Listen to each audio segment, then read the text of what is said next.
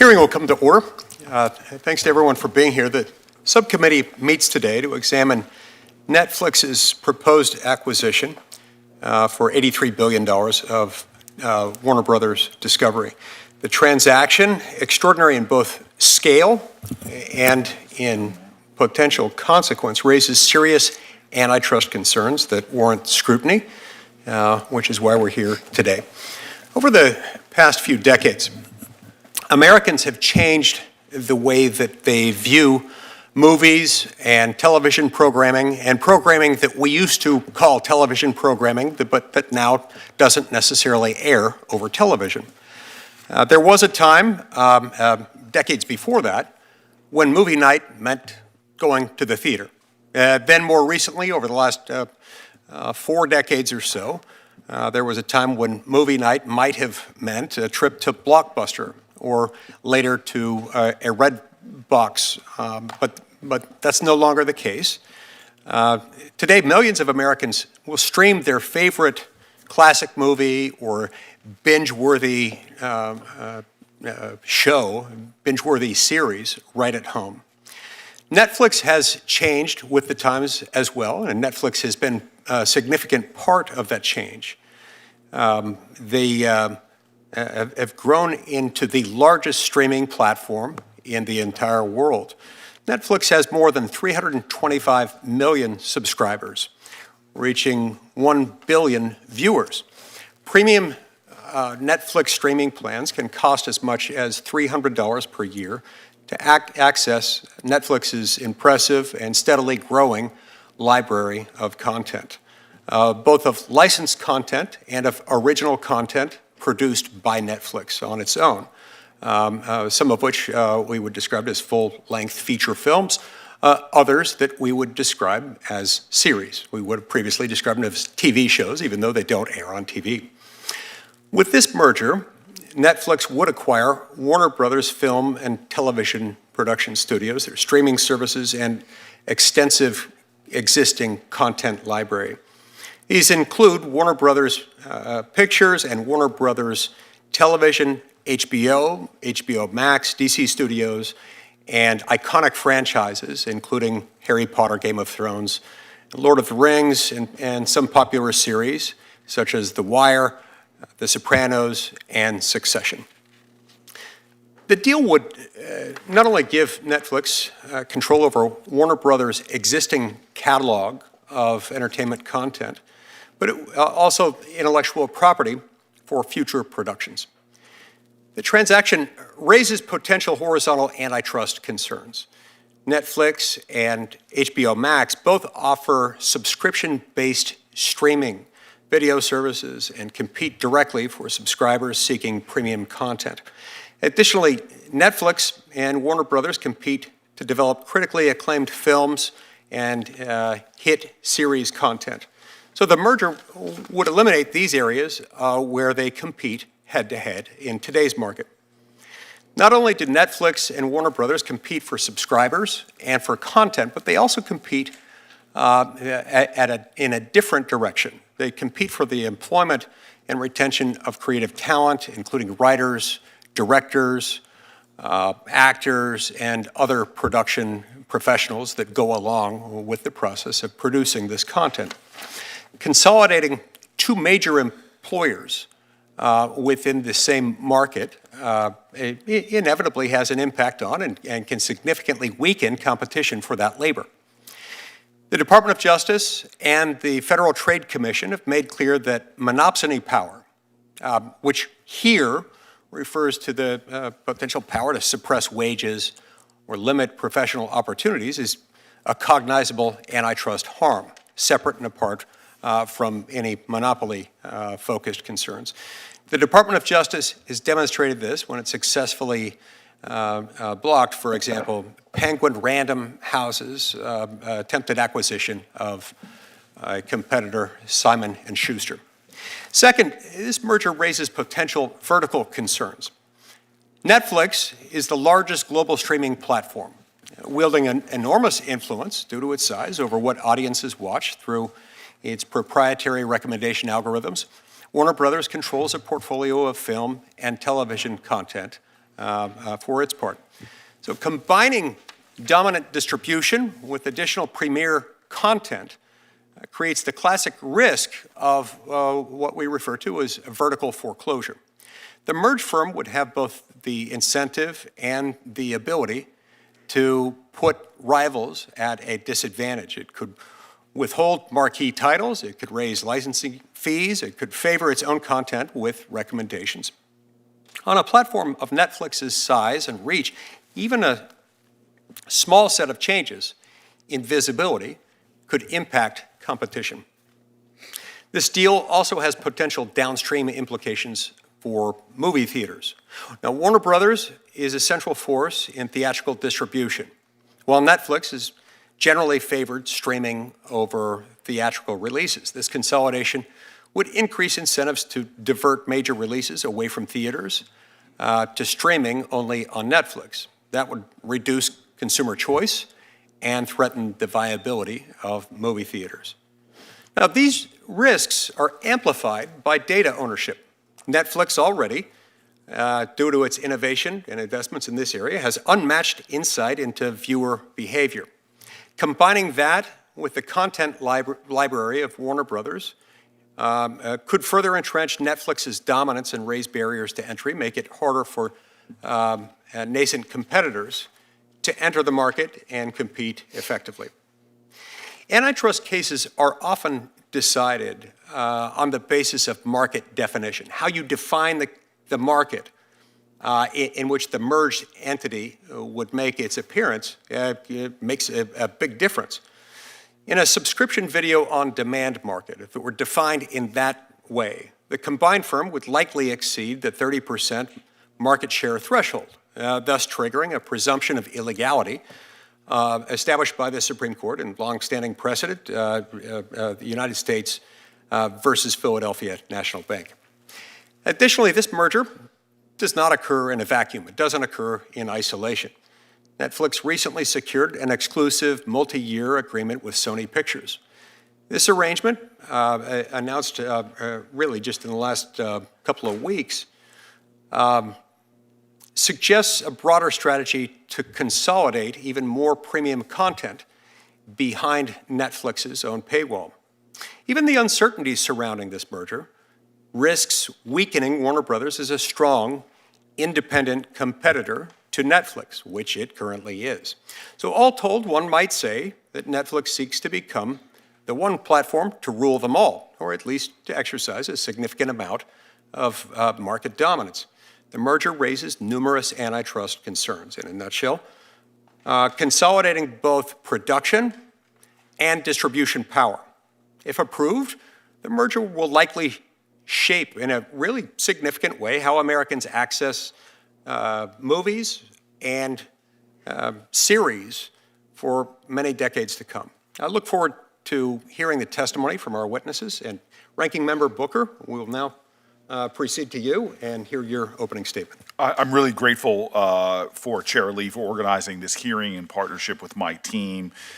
We both are coming at this with a lot of bipartisan accord that we have a real crisis in our nation right now, with a level of corporate concentration like has not been seen for generations, going all the way back to the trust-busting days of Roosevelt. I would be remiss if I did not acknowledge that to my left is Amy Klobuchar, who literally wrote the book on antitrust enforcement, and having her leadership here and continued focus is extraordinary, and I'm grateful to serve in between both of these individuals, and just feel very grateful today. I want to thank Mr. Sarandos and Mr. Campbell for coming here. It is not fun often to testify before Congress. Sometimes I wonder if it ranks higher than a visit to the proctologist or to the dentist. I'm not sure, but it means a lot that you all are here. Proctologists and dentists everywhere are outraged by that statement. I am sure I will get letters. I'm sure I will get letters.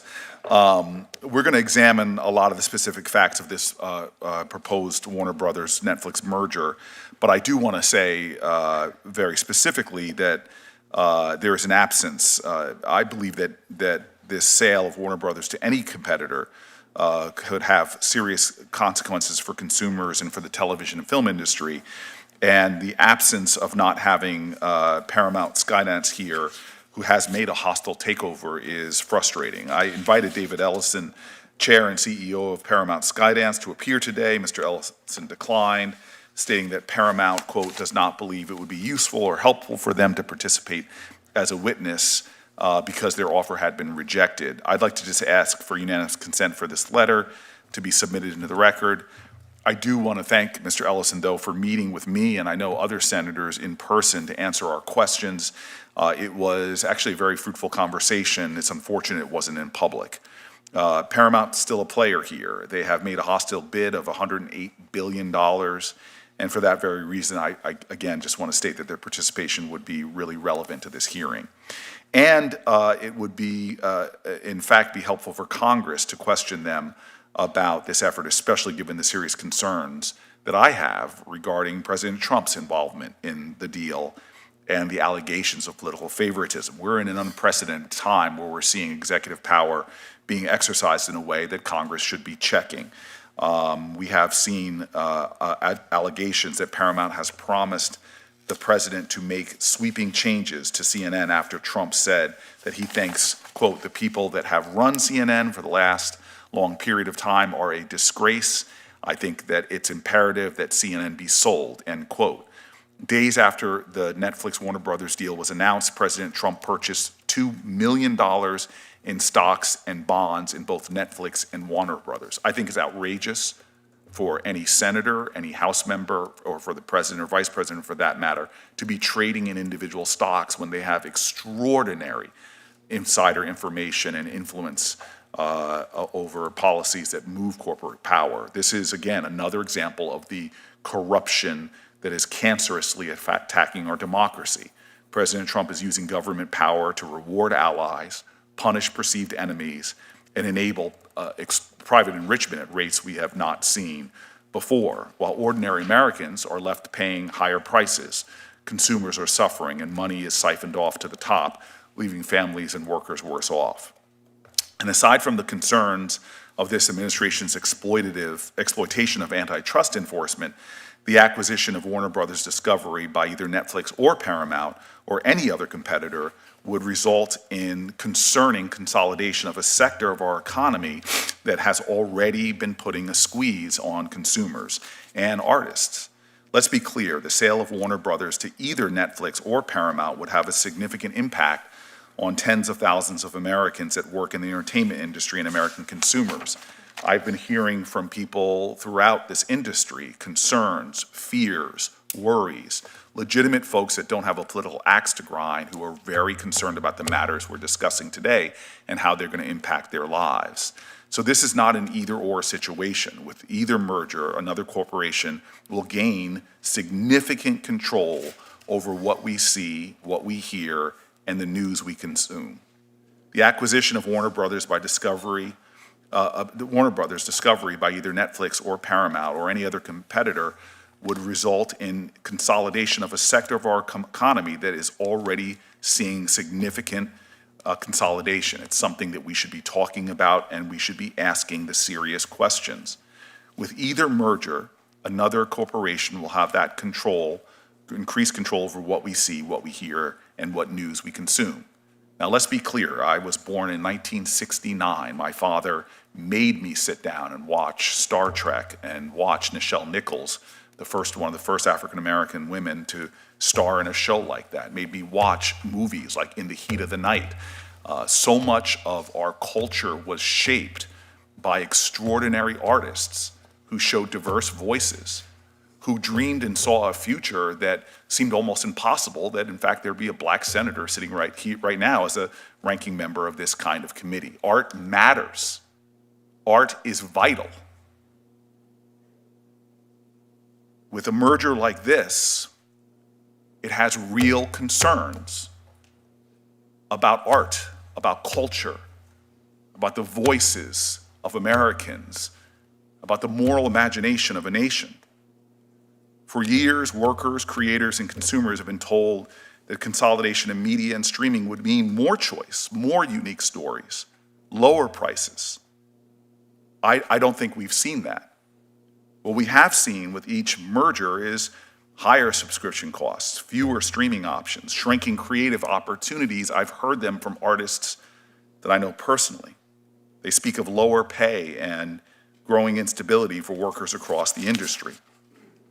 Many voices that felt that just a decade ago they had chances to bring their art to life now worry that those options are dwindling.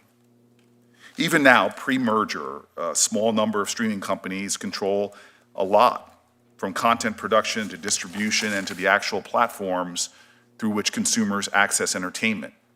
We are seeing a lot of vertical integration.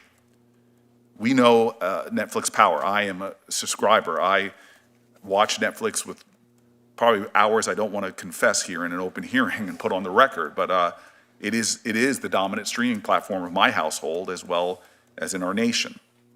And that's just domestically. It has an extraordinary global scale and reach. Worldwide, they have over 325 million consumers, with their closest competitor, Disney Plus, with half of that at 130 million subscribers worldwide. Warner Brothers controls one of the most valuable and largest content libraries in the world, including HBO, Harry Potter, CNN, and for me, one of my favorite platforms is DC Comics. And the fact is that Netflix Warner Brothers transaction would consolidate the largest distribution platforms with one of the largest content producers, and that should raise questions that Americans should have answered. I have concerns about Netflix getting more power over consumers and leaving fewer alternatives and streaming platforms. I have concerns about startups and competition, and of course, as I've already stated, about the impact on artists and artistry in our country.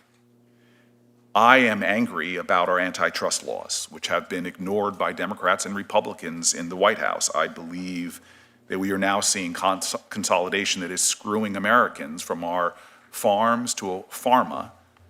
We are in a crisis in America. Our antitrust laws are designed to ensure that independent studios, smaller streaming services, and new entrants are not shut out and left unable to compete with companies that control both content and distribution. The concern that so many Americans have is not just about their jobs and the prices they're paying, but as my father, should he be alive right now, would be concerned about less movies and less original story making. We have such a vibrant entertainment industry. We have an entertainment industry that's the envy of the world and in fact shapes the world. I want to make sure that everything we're doing is protecting what is so profoundly American: freedom, the fact that workers are treated fairly, that consumers have choice, that competition exists. I urge federal enforcers to review this merger fairly and without political bias, without a president bringing his personality and his political opportunism to bear. I think what the American people deserve is to see our laws, as conceived by previous generations, enforced justly and thoroughly. I look forward to hearing from the witnesses, and again, I thank them for being here. Thank you, Ranking Member Booker, and what you offered will be admitted to the record without objection. The Senate Antitrust Subcommittee is, of course, a subcommittee of the Senate Judiciary Committee. We're grateful to have the chairman of the full Senate Judiciary Committee, Senator Grassley, here with us, and we'll now turn to him for his opening statement. Thank you. Every seat in this hearing room is filled, which speaks to the great interest in this issue, and it also speaks to maybe some of the controversy with the issue. This committee is interested in this because we want to make sure the Department of Justice and the Federal Trade Commission does its job of oversight on antitrust. So I thank Chairman Lee and Ranking Member Booker for holding today's hearing on this proposed Netflix Warner Brothers transaction. We all know that America pioneered the film industry, from Hollywood musicals to John Wayne westerns and the rise of modern television.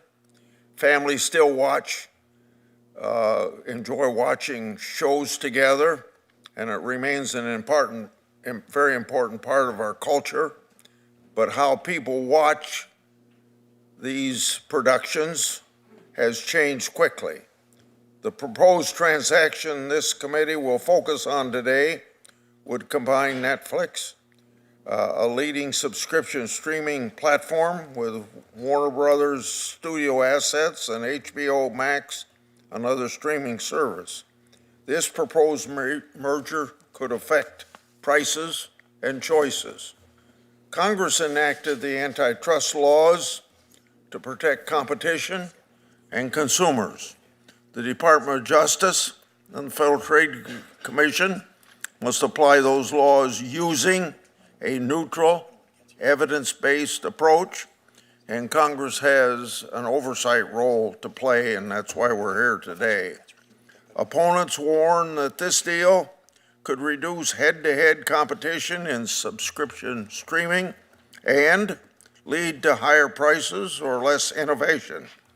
Families in my state of Iowa and across the country already juggle multiple subscriptions, and they deserve real competition that keeps prices in check. Opponents also caution that a combined firm could limit access to popular content, limit licensing options, and make it harder for rivals to emerge and compete.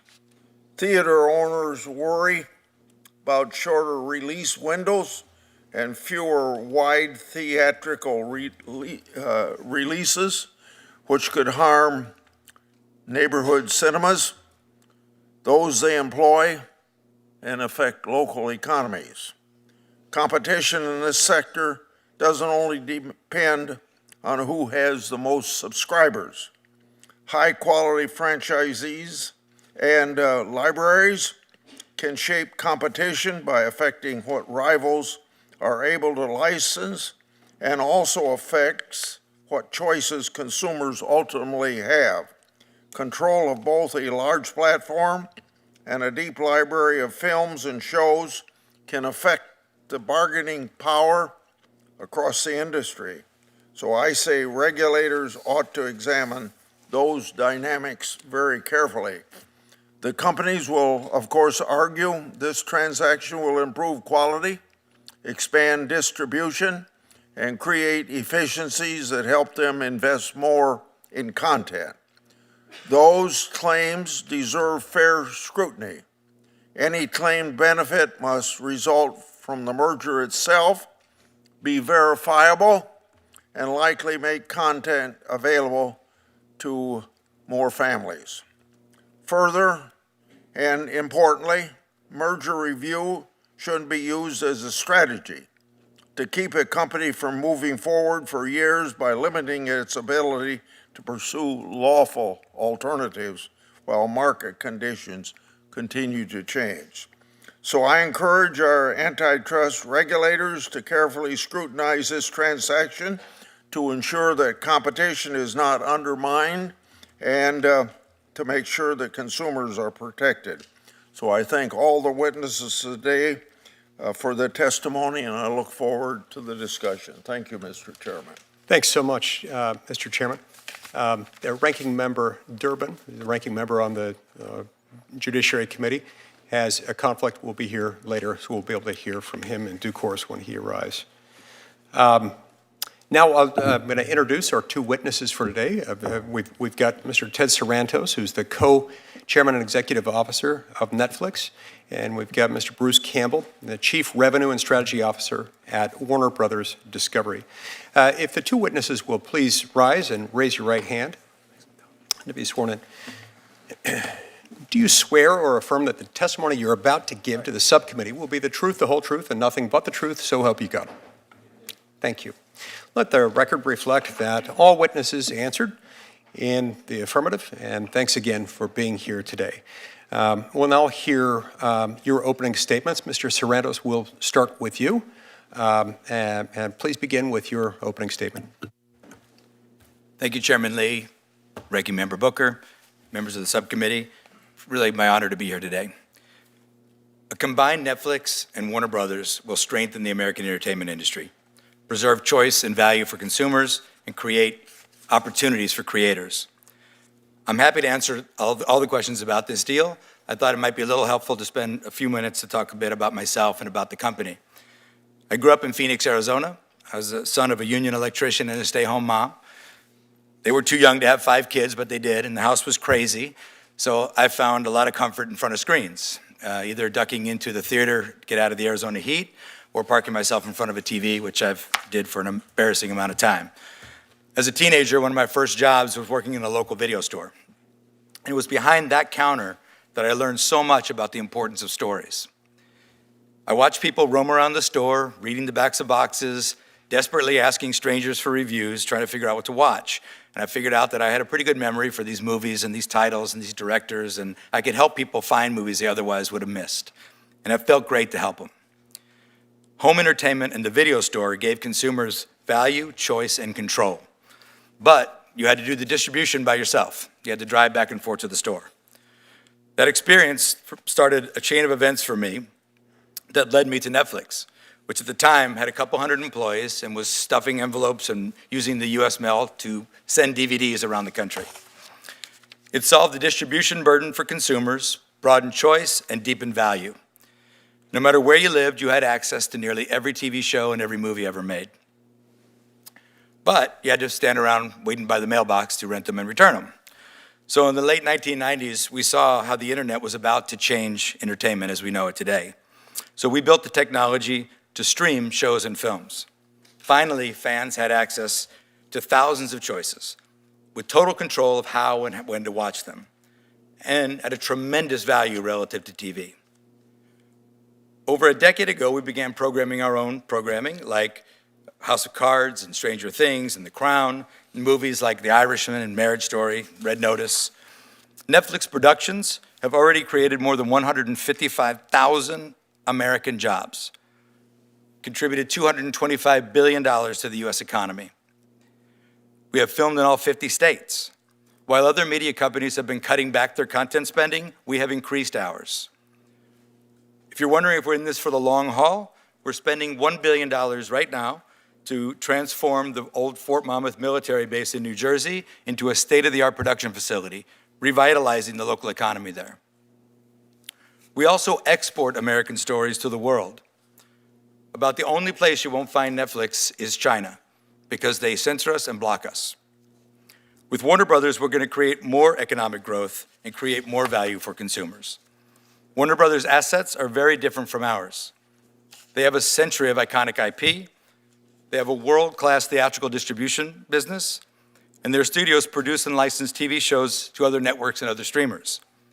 We plan to operate those businesses largely as they are today. Netflix and Warner Brothers both have streaming services, but they are very complementary. In fact, 80% of HBO Max subscribers also subscribe to Netflix. We will give consumers more content for less. So this is not a typical media merger, where you end up with what's called the Noah's Ark problem, 2 of everything. We're buying a company that has assets that we do not, and we will keep investing in Warner Brothers. We will preserve one of the 5 major studios in Hollywood. We'll support theaters by releasing those movies with traditional 45-day windows. And we'll keep growing the American entertainment industry. Let's be clear, TV and film have never been more competitive than they are today. And this deal will not change that. Our goal is to win the moment of truth. That's when Americans sit in their couch, pick up their remote control, and decide what to watch. That's where we compete. Today, consumers can easily choose between broadcast and cable like CBS and so many other networks, and streamers like Netflix, Disney+, HBO Max, Peacock, Paramount+, Tubi. And that also includes deep-pocketed tech companies who are trying to run away with the television business. Companies like Google's YouTube, Amazon Prime Video, and Apple. If you look at streaming alone, YouTube is the #1 platform for viewing time. They have NFL football, they have an exclusive deal for the Oscars, they have a deal with the BBC to produce original programming. Some of their creators have bigger budgets than typical Hollywood television shows. YouTube is not just cat videos anymore. YouTube is TV. This explains why Netflix, with all of our success, are only about 9% of TV viewing time in the US. With Warner Brothers, we'll be about 10%. This deal keeps one of the most iconic Hollywood studios healthy and competitive. Warner and Netflix together will create value for consumers, more opportunities for the creative community, and more American jobs. Thank you so much, and I do look forward to your questions. Thank you, Mr. Sarandos. We'll turn now to Mr. Campbell. Chairman Lee, Ranking Member Booker, and members of the subcommittee.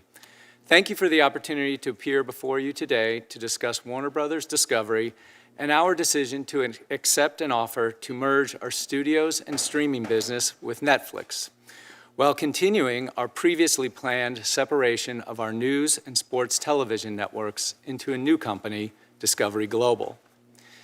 The iconic Warner Brothers studios have created some of the country's most recognizable television and film productions, from Citizen Kane to Minecraft. Just last month, our films received 30 Academy Award nominations, tying our own record for the most nominations set 2 decades ago. Discovery grew largely from the cable revolution of the 1980s, delivering a variety of content on cable networks such as the Discovery Channel, Animal Planet, Food Network, and HGTV. As the media landscape evolved over the past several decades, Discovery expanded its focus on digital media, delivering high-quality content across a range of platforms in addition to cable. In 2022, Discovery merged with Warner Media, which was then being spun off from AT&T to create Warner Brothers Discovery. This history exemplifies the dramatic and dynamic changes we have experienced in the entertainment landscape over the past 100 years.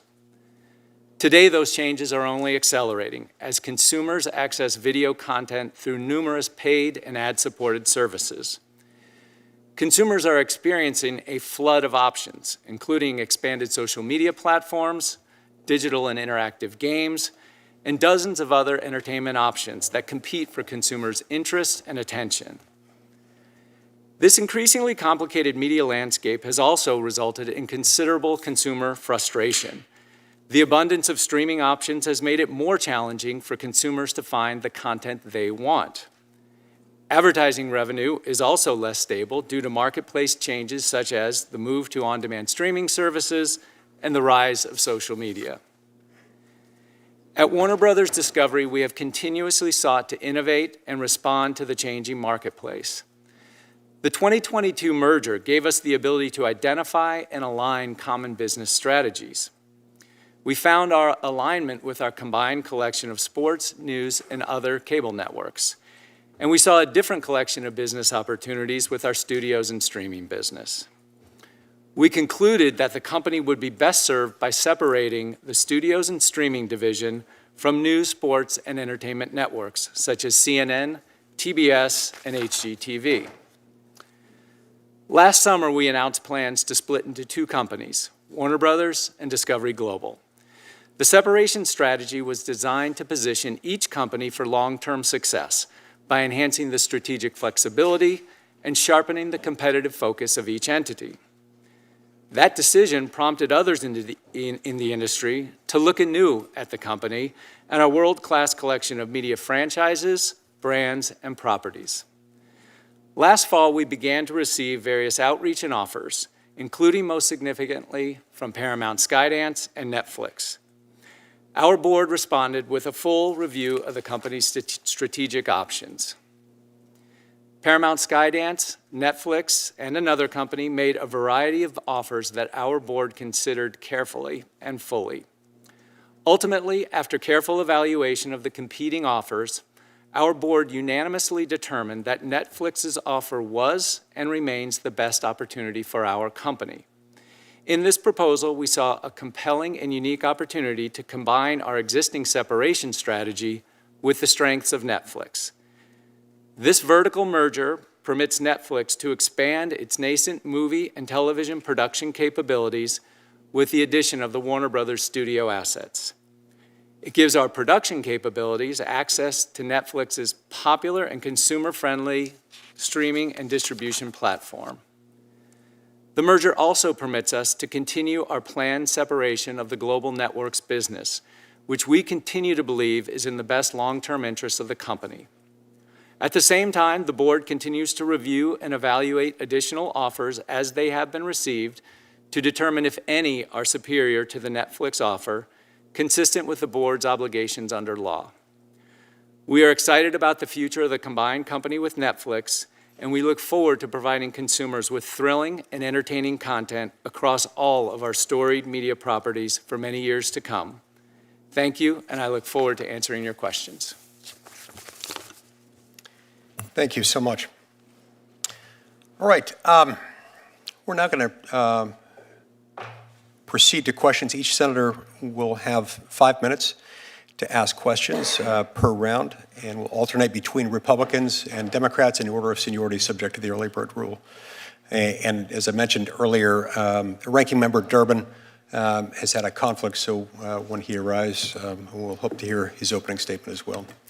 Mr. Sarandos, why don't we start with you, if that's all right. Now, Netflix, under current conditions, that is pre-merger status quo Netflix, it produces and distributes its own scripted long-form, full-length feature films, TV shows, documentaries, and series, correct? Thank you, Senator Lee. Yes, it is correct. We do produce, it is a small portion of our title but offering. it's part of your library. Part of our library, yes. In fact, it plans to invest roughly $20 billion annually, separate and apart from the merger, in order to increase production, adding to its portfolio. Is that right? Production and licensing, correct, Yes. sir, yes. So if Netflix already produces content and plans to increase production, increase that investment on new production, regardless of the merger, tell me why you want to make this acquisition with a competing content producer and a competing streaming platform. Well, today, Warner Brothers is both a competitor and a supplier. And our history, the reason I walked through that little history in the opening was that our history and my own professional history has been about adding more and more value to consumers. Right. And you do that by adding more choice. And to do that, it requires a great deal of volume of production and a volume of licensing, which we do today. I would say, too... By supplier, you're referring to the fact that through licensing arrangements, you already... Correct. We license television series air, and film well, for you them don't really in air, various- you stream some of their content. Correct. In movies in various windows and in original series and licensed series as well. Now, YouTube does not invest in producing original content, at least not in the same order of magnitude, not anywhere near what Netflix does. Is that right? I can't speak to their specific economic impact. I know that they do not share the risk with the creators in doing that. They certainly step up, and we compete with them for things like that Academy Award deal, certainly for the NFL football games they recently did with the NFL game in Brazil. Now, So yes, they do spend a great deal of money on content. Now, YouTube does share advertising revenue with users, primarily, I believe, with users who do produce their own content. I assume you wouldn't disagree with that characterization. In other words, Yes. most of regular YouTube, let's differentiate for a minute. YouTube from YouTube TV, which is a different thing altogether. It's a cable TV subscription. But YouTube, whether it's regular YouTube, streams free, doesn't require login credentials, doesn't require any subscription, unless you want to get YouTube Premium, which allows you to bypass the ads attached to the streaming device, in which case you've got to pay a fee and have subscriber login credentials for that. They're not in the same business. They're not producing the same thing. Sure, they produce content, they share advertising revenue with creators, but these are more like sort of end user creators producing shorter content, not full feature length films typically. Isn't that right? Well, Senator Lee, thank you. And I appreciate the complexity of all this, and I really can't speak to the inner workings of their model. It's not really that clear for folks. It's not that transparent. But you would agree that YouTube content is free as a default matter, and as a default matter, it doesn't require either a paid subscription or login credentials, right? Well, they are a subscription service that also has an ad-free and a subscription option, but it is the exact same content. And remember, when we talk about a competition, we're competing for the same content, we're competing for the same viewers, we're competing often for the same ad dollar. And sometimes it's the exact same programming. And in the case of YouTube creators themselves, this past weekend, a YouTube creator had a movie called The Iron Lung that put $17 million at the box office. Okay, and I don't doubt that they sometimes have feature-length films on there, but I'm struggling to grasp, to fully understand what you're saying about how it's the exact same content. Is this content that is produced with, I don't know, the involvement of the Screenwriters Guild, content that is produced typically in a studio? Where does most of the content on regular YouTube come from? Again, regular YouTube, not to be confused with YouTube TV. Correct. And I would say I would point you to the comments of Neil, the CEO of YouTube, who just drew a point to the fact that YouTube creators are buying Hollywood studios and producing content at very competitive levels today, and he himself calls it TV. And I would say, what people also miss is about 50% of the engagement on YouTube today happens in the living room on a TV. Not on, I think people largely think of YouTube as a mobile device service, and it is 50% today and growing very fast on television. And for Netflix, a very small percentage of our content is ever watched on a mobile device. It's primarily on television. And on that screen, sir, it is a zero-sum game. So if you're watching YouTube, you're not watching HBO Max, you're not watching Netflix, you're not watching CBS. So that is why when we talk about competing for the moment of choice, competing for the viewer's attention, competing for the ad dollars, competing for the subscription dollars, it is all the same pool of content and all the same pool of viewers. Look, my time's expired, but just very briefly before we go to the next senator, I want to make sure that I understand what you're saying. Sure, you're choosing between this and something else in the same sense that if I'm watching anything on a screen, whether it's a small screen or a big screen on the wall, I'm not watching something else or doing something else. It competes. The two compete in the same sense that they compete for what else one might do in one's day, reorganize one's sock drawer, think about the dormant commerce clause of the Constitution, or something else really fun like that.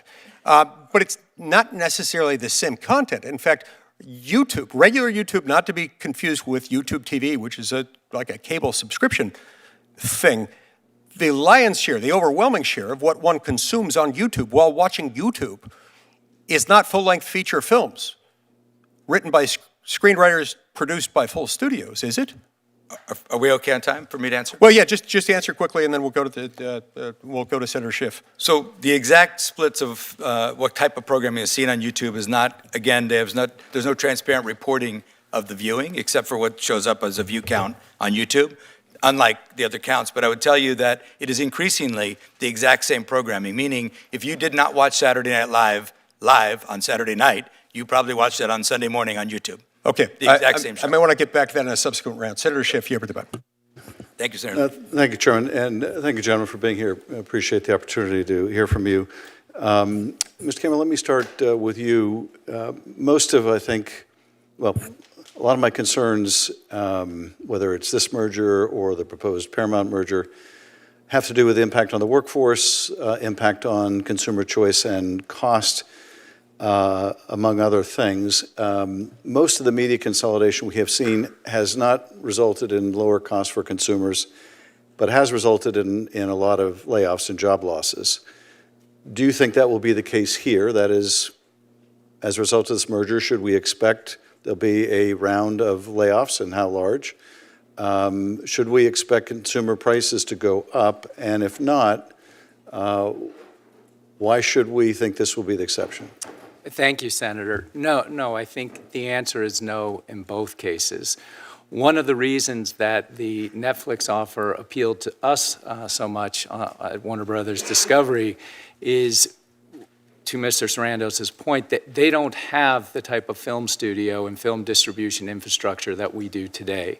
They don't have the type of television studio that we do today. And we believe, based on our discussions with them in the negotiation process, that they're not only going to keep those operations intact, in fact, they're going to invest in those operations and invest in continued production, including on our lots in Burbank and elsewhere. Similarly, on the consumer side, as Mr. Sarandos said, 80% of the HBO Max subscribers today already get Netflix.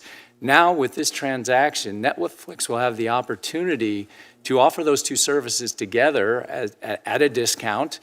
In addition, they'll have the opportunity to take our content and the HBO Max content and put it on the Netflix platform, which they've invested in over 20 years. It is the best technology platform available to consumers. It is superior to the platform we have.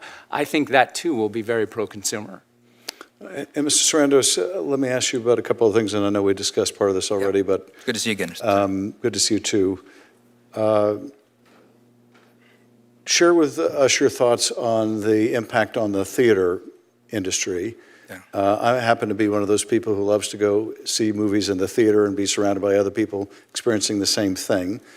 There was a lot of concern that given the business model you've had to date, that theatrical exhibitions will be cut down from 45 days or whatever they generally are, the industry standard, down to a lot less, maybe 17.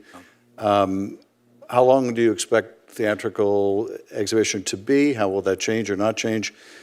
And also, in terms of jobs, for many of the other studios, we've seen a growth since the pandemic in production at home.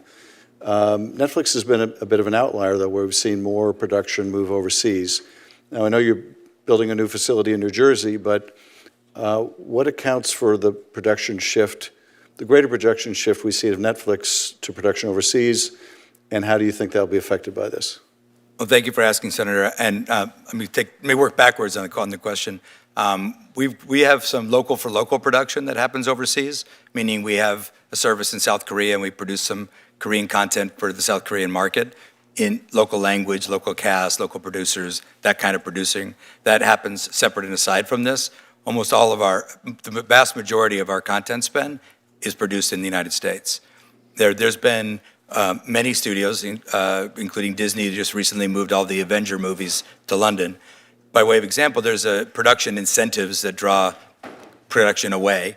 What I've been doing for the last several years is working with the state of New Jersey to create an incentive that competes with that UK incentive and brings production home. We're building that big studio in New Jersey for that.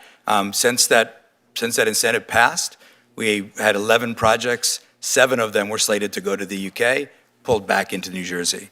So we are leading production in the United States and intend to keep growing it. As Bruce said, the Warner Brothers slate of movies are still getting made. We're making them, we're gonna operate Warner Brothers Studio largely as it is today, including releasing the movies in the theater with the traditional 45-day window. Now, I know I've earned some skepticism over the years on this because I was talking a lot about Netflix business model, which was different from that. We didn't own a theatrical distributor before, we do now, and a great one. They did $4 billion in box office last year. So that's all baked into the price of this company that we're looking at, and we want to keep that going and invest further in that.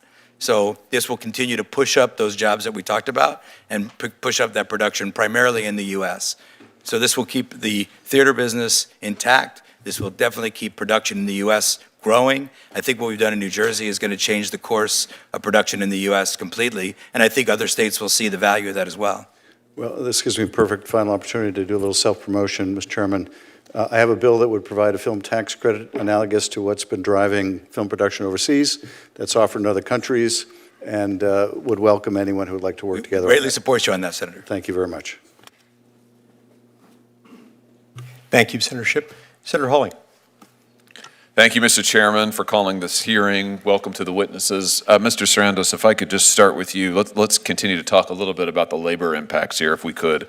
How many U.S.-based employees does Netflix currently employ, do you know? About 10,000. What about in production roles? Well, it's a fluid number, but we've had about 155,000 production jobs. How about now? On our originals. At any given time, I don't know the number exactly, sir. I can follow back with your staff, though. Warner Brothers, how many U.S. production jobs? I don't have the exact number, but it would be, I would think, in the 8,000 range. Okay. Here's my question. If this merger goes through, what's your projection about the amount of domestic production, say 2 years from now? Is it going to be static? Is it going to decline? It's going to Our production is going to increase. Domestic production. Domestic production Employment. is going to increase. Most of our production is domestic, and it will continue to increase. We've recently forecast our content spend independent of this deal to grow to $20 billion. That's a combination of licensing, producing. Now, those licensing dollars compel production as well. That's why it's hard to get an exact number. Let me show you the data here about U.S. production recently. Yeah. It's the red line here, starting from in 2021. You can see it is pretty much straight downward. There's been massive shift in production, as I think as Senator Schiff was alluding to just a moment ago, massive shift in production overseas to other foreign jurisdictions, leaving the United States. So will you commit to increasing domestic United States production and domestic United States production jobs? Did I hear you just say you would? Senator Hawley, absolutely. It's in our business plan. It's in our long-term operating DNA. I will point out, sir, respectfully, that chart is Los Angeles. Yeah, but it is Los Angeles, but if you look at the data, it is reflective. This reflects all of U.S. production. U.S. production is not going up, right? But some of these jobs have moved. It's going down. Some of these jobs have moved to Yeah, but the Jersey. overall numbers are going down, and this is exactly the concern of labor. And without objection, Mr. Chairman, I'd like to enter into a statement for the record from the Teamsters, who have major concerns about this deal, as does, frankly, pretty much every segment of labor, Mr. Sarandos. And what they all say is they're worried that you're going to cut residuals, which is effectively payments. You're going to cut production jobs. So let's just go through a few commitments here. Will you commit to using union labor for all domestic shoots?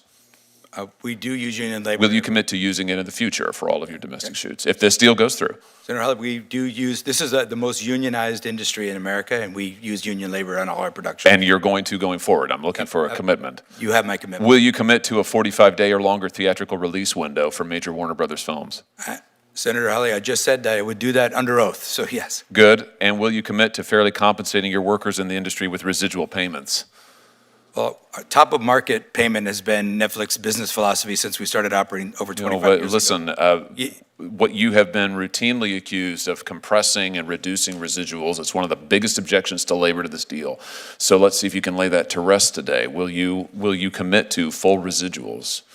Senator Hawley, I would like to tell you this is a very complicated answer because we prepay. That's usually on the way to no. That's usually a way of saying no. So I'm looking for yes. Senator Hawley, I understand this is not a yes or no answer. It kind of is, though. It kind of isn't because, and we were going to sit down with the unions. You're disappointing me. Starting in the next few days, sir, we're sitting down with the unions for new contract talks that start actually in 3 days. That's a complicated, long no. I would really hope it would be yes. Okay. Are you asking me to commit to residuals in the traditional form? Because I don't think that applies in many cases. That's why I'm getting there. All right. Well, I think you've got some work to do on that, Mr. Sarandos, and I would hope that you'd reconsider your position. Before my time expires, I want to ask you about something else related to children. Why is it that so much of Netflix content for children promotes a transgender ideology? Almost half of your content for children, I'm talking about minor children now, I'm not talking about teenagers, minor children, promotes a transgender ideology agenda. I was just looking at the data here from your various series. And what concerns me is, just 2 days ago, a jury in New York awarded a former transitioner $2 million because she said that her psychologists and others pressured her into, they pushed on her an ideology that proved to be extremely detrimental. I'm sure you know that in the UK, the National Health Service in the UK has said that they're not going to perform transgender surgeries or any longer so-called gender-affirming care for minors, including in counseling, because it is so incredibly detrimental. Our own HHS has come forward with similar findings this past year, yet if you turn on Netflix, you'll find that an enormous amount, and I say this as a parent with 3 young children, an enormous amount of your children's programming has this ideology and agenda in it. Is this an advocacy position for Netflix? Is this an ideological commitment you have? I mean, why is this? Senator Hawley, Netflix has no political agenda of any kind. I would tell you that. Well, then why is your children's program so full of this highly sexualized, highly controversial agenda? I don't understand it. It seems strange to me. Respectfully, sir, it's because it's inaccurate. We have millions of hours of children's programming.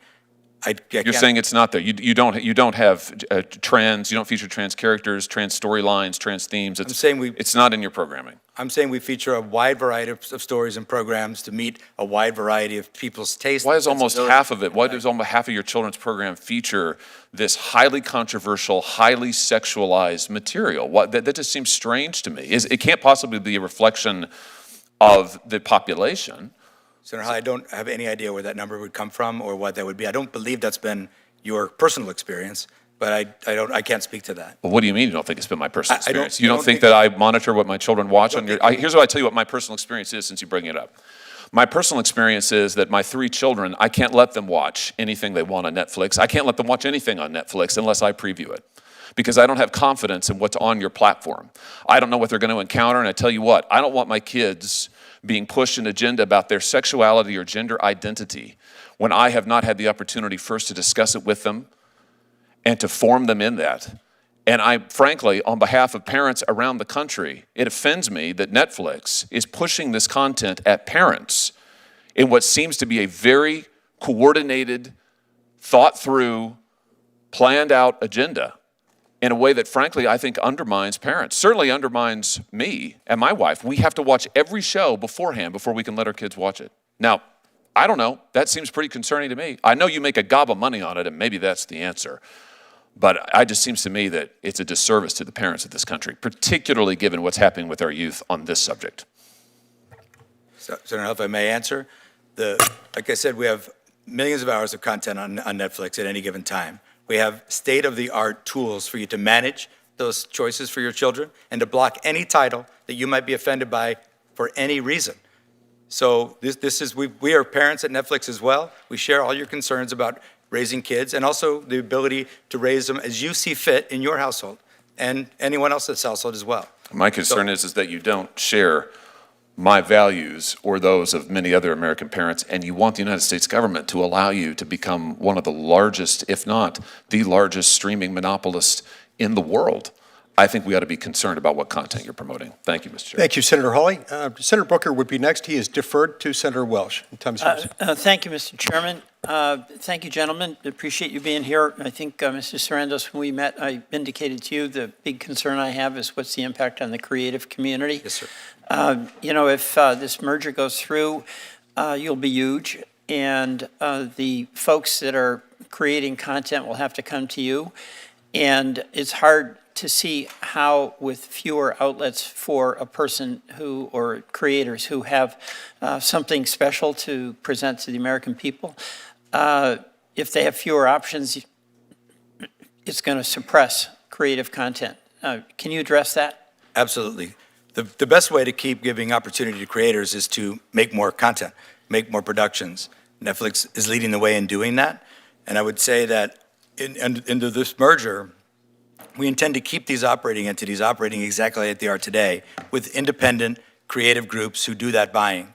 Meaning, by the way, this is something rooted in something we started doing years ago at Netflix, is creating competitive buying teams inside of Netflix. So let's just say you're a writer, you bring a project to us, we have a family team, a comedy team, and a drama team. It's pretty unlikely that any project that comes in the door is absolutely any one of those 3 things. You can pitch it to all three teams, No, and one may pass and one may take it. You explained that. So, Yeah. But if I'm a creator, I come to you, you've got these teams, you want to get my content, but my options to go elsewhere after a merger diminish. And of course, there's been a wave of mergers in the entertainment industry preceding this proposed plan.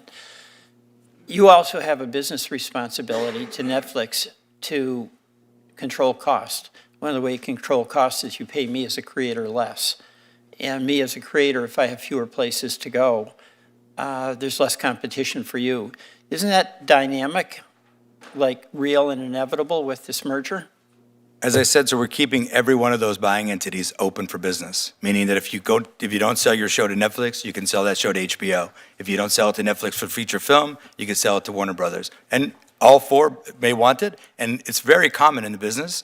I'm sure Bruce could talk to you about how CNN has bid against HBO for documentaries at Sundance Film Festival. Happens all the time.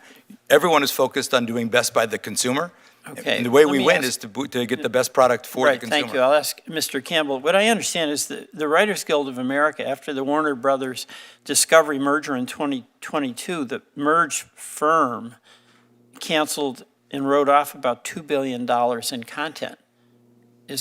That's true, right? After the merger, there was a significant write-off. That merger included a significant amount of debt being put on the combined company, so at least initially, we had some meaningful financial considerations.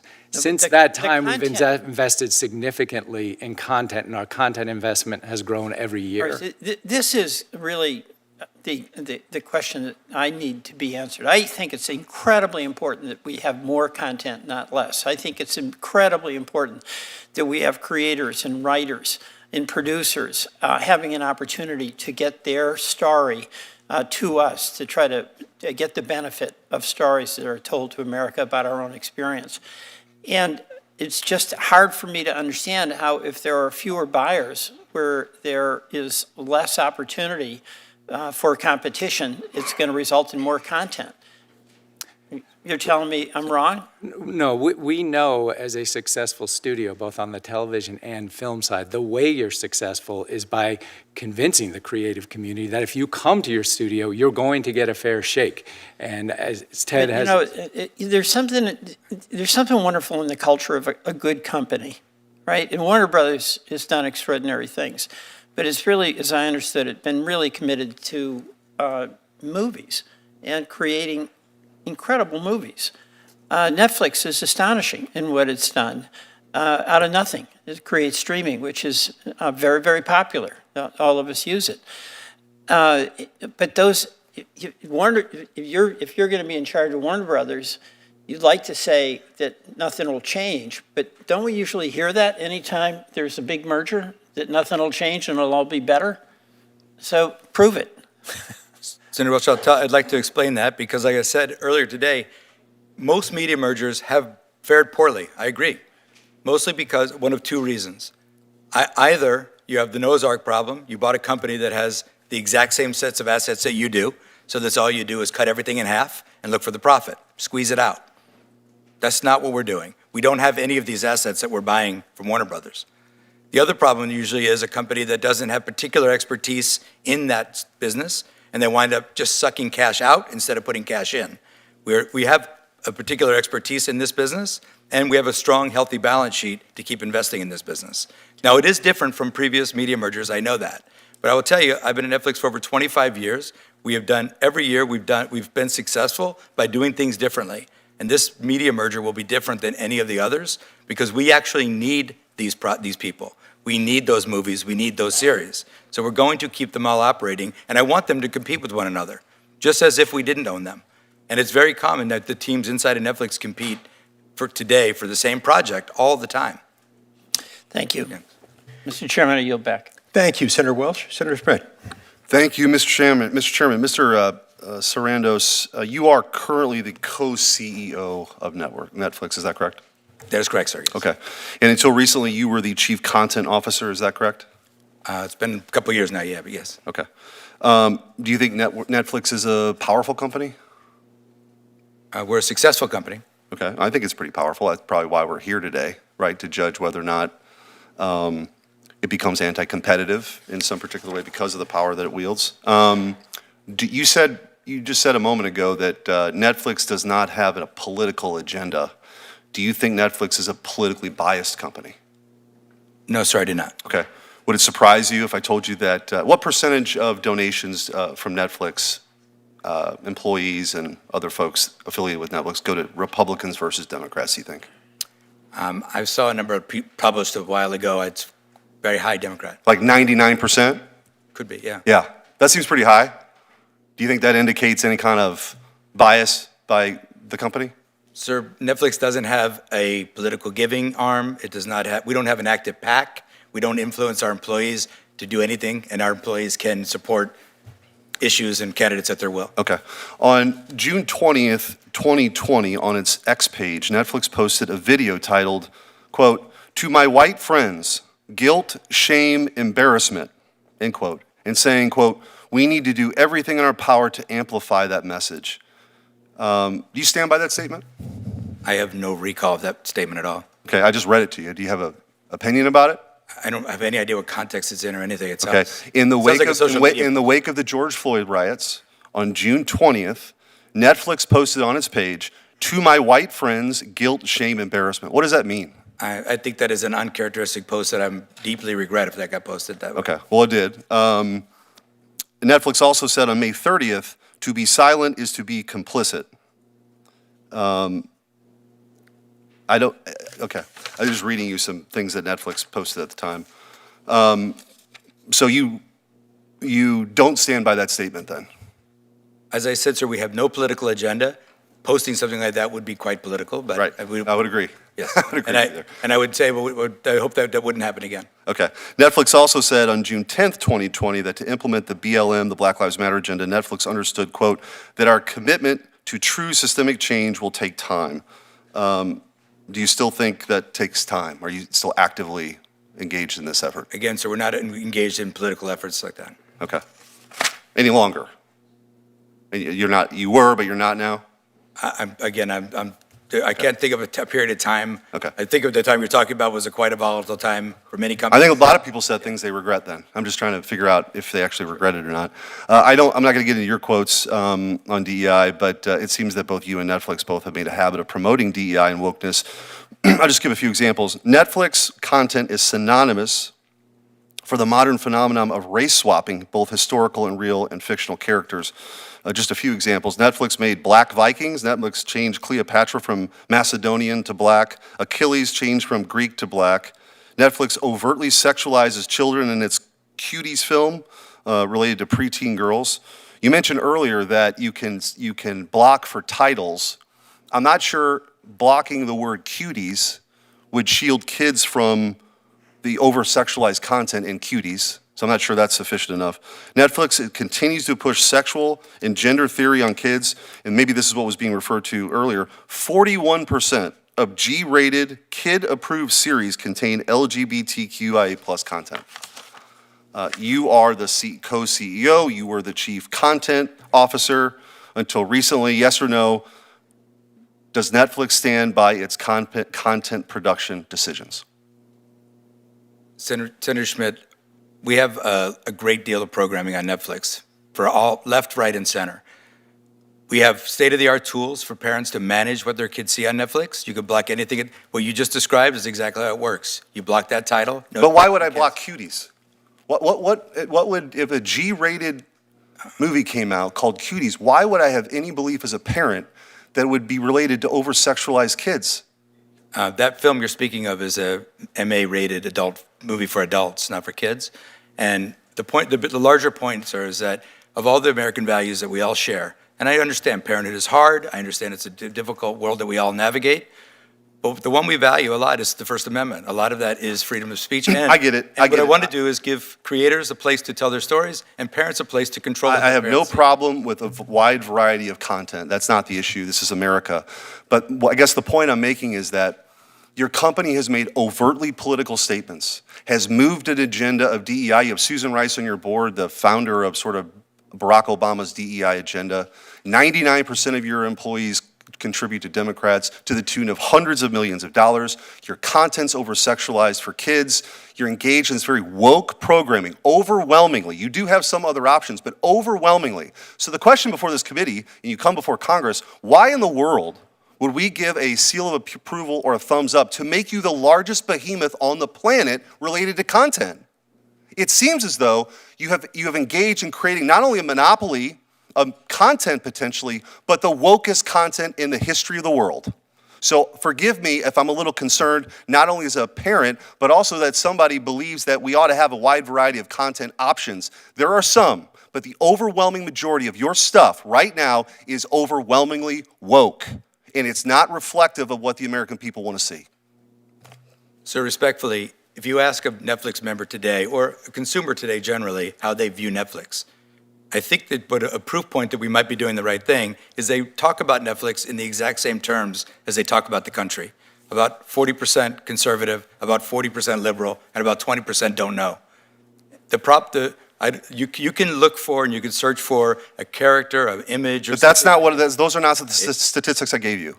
I don't know what those The statistics came from, sir. 40% of your content for G-rated stuff has LGBTQIA themes. So I respectfully don't Well, know how they we're would happy to deliver follow up, that. and I'd love to get a response. I'd love to engage with your staff to Great. figure out how I'd they love to continue the get to that conversation. number. Thank you. Thank you, Senator Schmidt. Senator Booker, you're next.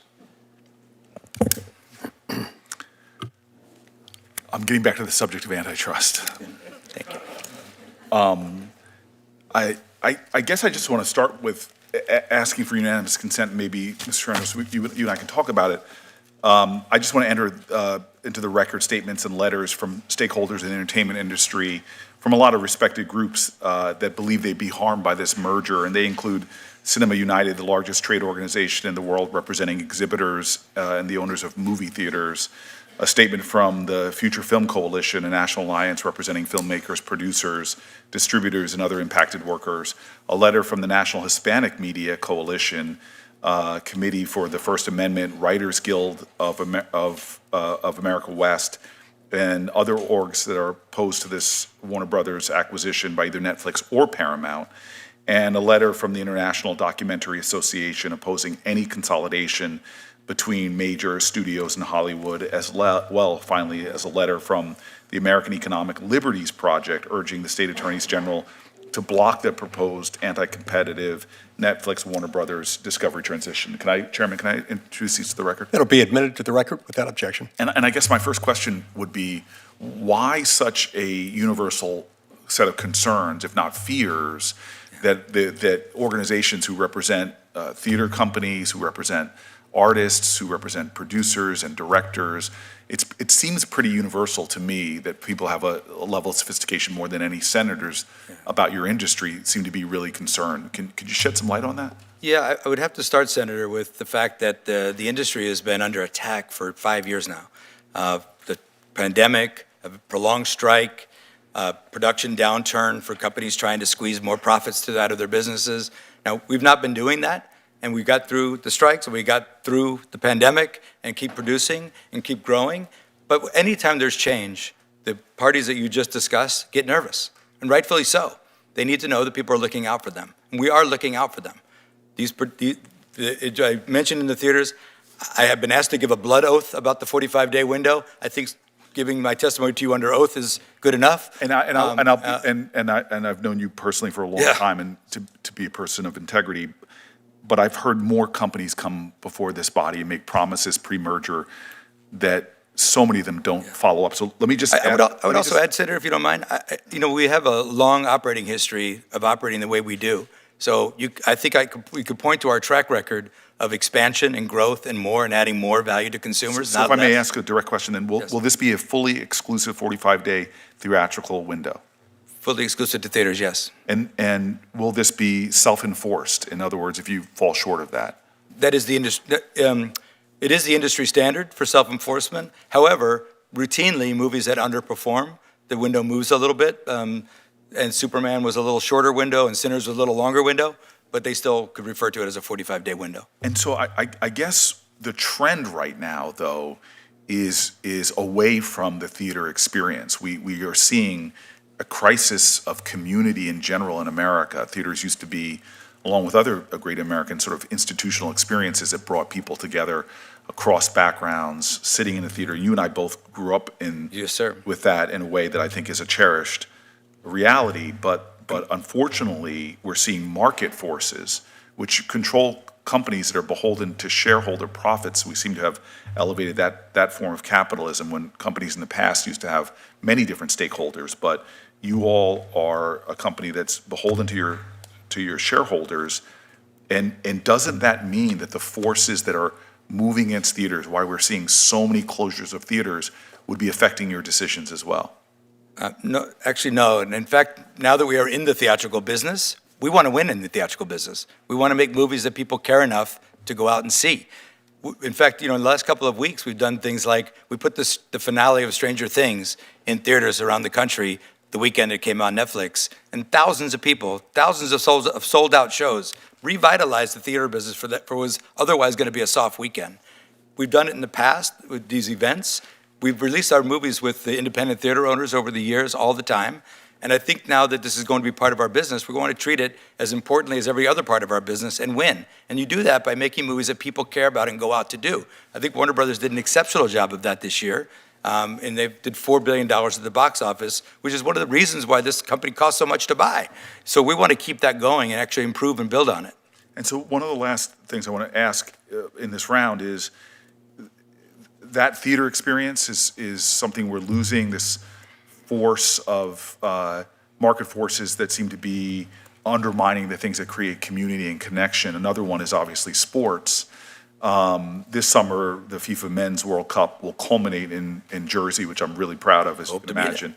But next year, the women's national team, which is our most successful soccer in America, sorry fellas, but it really is, they're going to head to Brazil to compete in the FIFA Women's World Cup. Their matches, however, will only be available to watch behind a digital paywall, as Netflix acquired the exclusive U.S. and Canadian broadcasting rights for the tournament. How are you going to ensure that households can really afford what to me is, in terms of my national pride, not to mention the kind of universal power that sports has created in terms of just connecting Americans.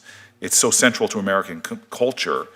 What can you do about that? What can you tell me about that? Yeah, well, we don't control the rights to those. As you know, we compete with other folks, all those folks I talked about earlier, for those rights. And I do think Netflix is a very affordable option for households. You can see by our large household penetration that people can afford Netflix, and we add a great deal of value to them. I know we keep talking about price, but I think it's impossible to talk about price without value.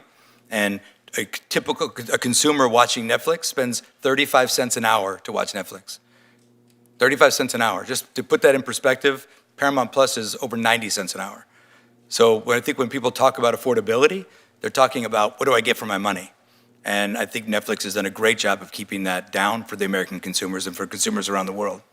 And so, finally, and again, you're somebody I know, so I have extraordinary integrity, I know that you have, but the reality is there seems to be everybody that I talk to that are on the artist side are seeing these trends as a way that is moving against the artist.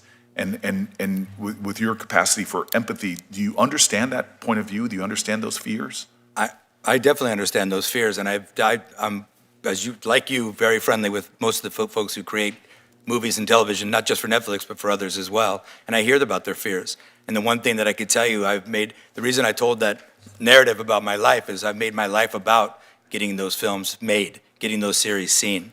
And it's very important to me, and it's very important that we do it in a fair and equitable way. And it's a very competitive landscape. When you have your show, it's not like just the two of us are buying it. When you have your show, you have many places to take it to. And it's not always perfect for everybody. But when it is, if you work at it and get it on the air, you will. Same thing with movies. Thousands and thousands of movies get submitted to Sundance every year. Only about 400 of them get seen in theaters. Thousands of them get seen because of streaming. So I do think it's important that all of these things work together. And the streaming window, or the pay TV window that Senator Lee talked about earlier, that's the value unlocked to consumers. And that helps fund. I'm very proud, I think, that we've created a model that will ensure the ongoing production and viewing of movies. That's what I'm most proud of. Thank you, Mr. Chairman. Thanks, Senator Booker. Senator Moody, you're next. Thank you, Chairman Lee, for holding this hearing, and thank you for our witnesses for being here today. I think when there was an aside comment, like, let me get back to antitrust, as if the concerns that were raised because we'll have fewer players in this market is not something that's related to antitrust. Indeed, antitrust laws were created to ensure that there's meaningful competition to protect consumers, correct? Correct. And some of the issues raised by parents, both parents, young children in school, I'm a parent, young child in school, a lot of those concerns came up because more and more and more of the content that was produced or made available through your streaming service had to be screened or vigilantly watch their children as they're watching TV to make sure that they're watching things that were acceptable in their household. You would agree? You're a parent, you would I'm a agree? parent, and I think parents have to be vigilant about everything they watch anywhere they're watching. So I remember this Cuties documentary because I was the Attorney General in Florida at the time and a mother of a young child, and immediately raised concerns to your company, who quickly dismissed my concerns. And you say, well, that was rated for adults. That wasn't rated for adults. It was 15 plus, correct? No, ma'am, it was MA. You were indicted by a federal grand jury for that content at one point, right? Or excuse me, a state grand jury in Texas I'm not, for the content of that? I don't recall. I don't recall. I believe it was 15 plus, and maybe I'm wrong. Okay. But in my world, that's not for adults. And we could debate that and use up all my time talking about that. But I think what was being presented to you is there is, in some families, and many families across America, there is highly objectionable content on your streaming platform, but it's becoming a more and more prevalent streaming platform in America. You were confronted with some prior statements that you had made, and you said in response to that, I hope that wouldn't happen again. Very aspirational. Any parameters that have been put in place or policies that have been put in place to make sure that doesn't happen? I'm sorry, Senator, which one are we speaking of?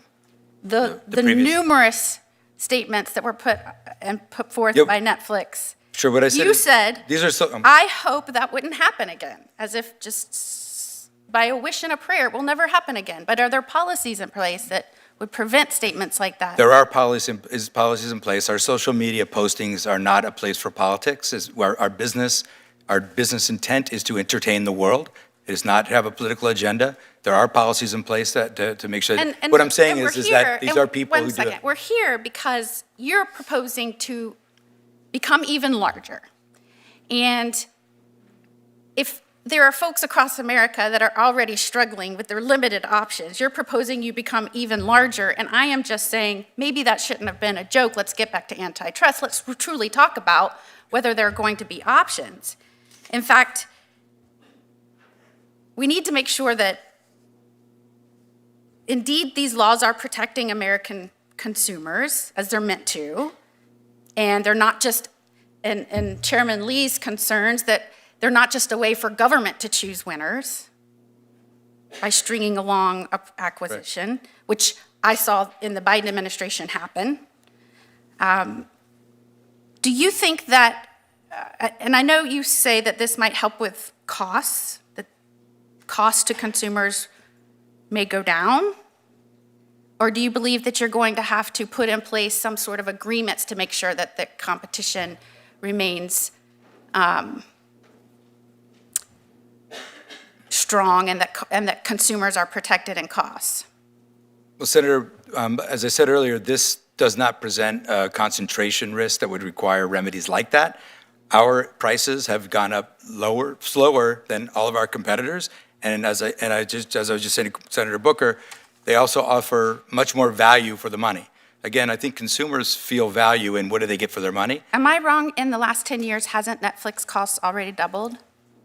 I'm not sure of the math. I do believe that streaming costs across the board have gone up for consumers. Well, the in our Netflix case, costs in the last 10 years have doubled, and that outpaces the rate of inflation. we have multiple tiers of service, so I'm not sure that that's true. Are there guardrails that you're proposing that might ensure that this merger doesn't increase prices to consumers? Like I said, we don't believe that this merger represents any concentration risk. We are speaking actively with DOJ right now on the process, and it's still pretty early in that process. Thank you, Chairman. Thanks, Senator Mooney.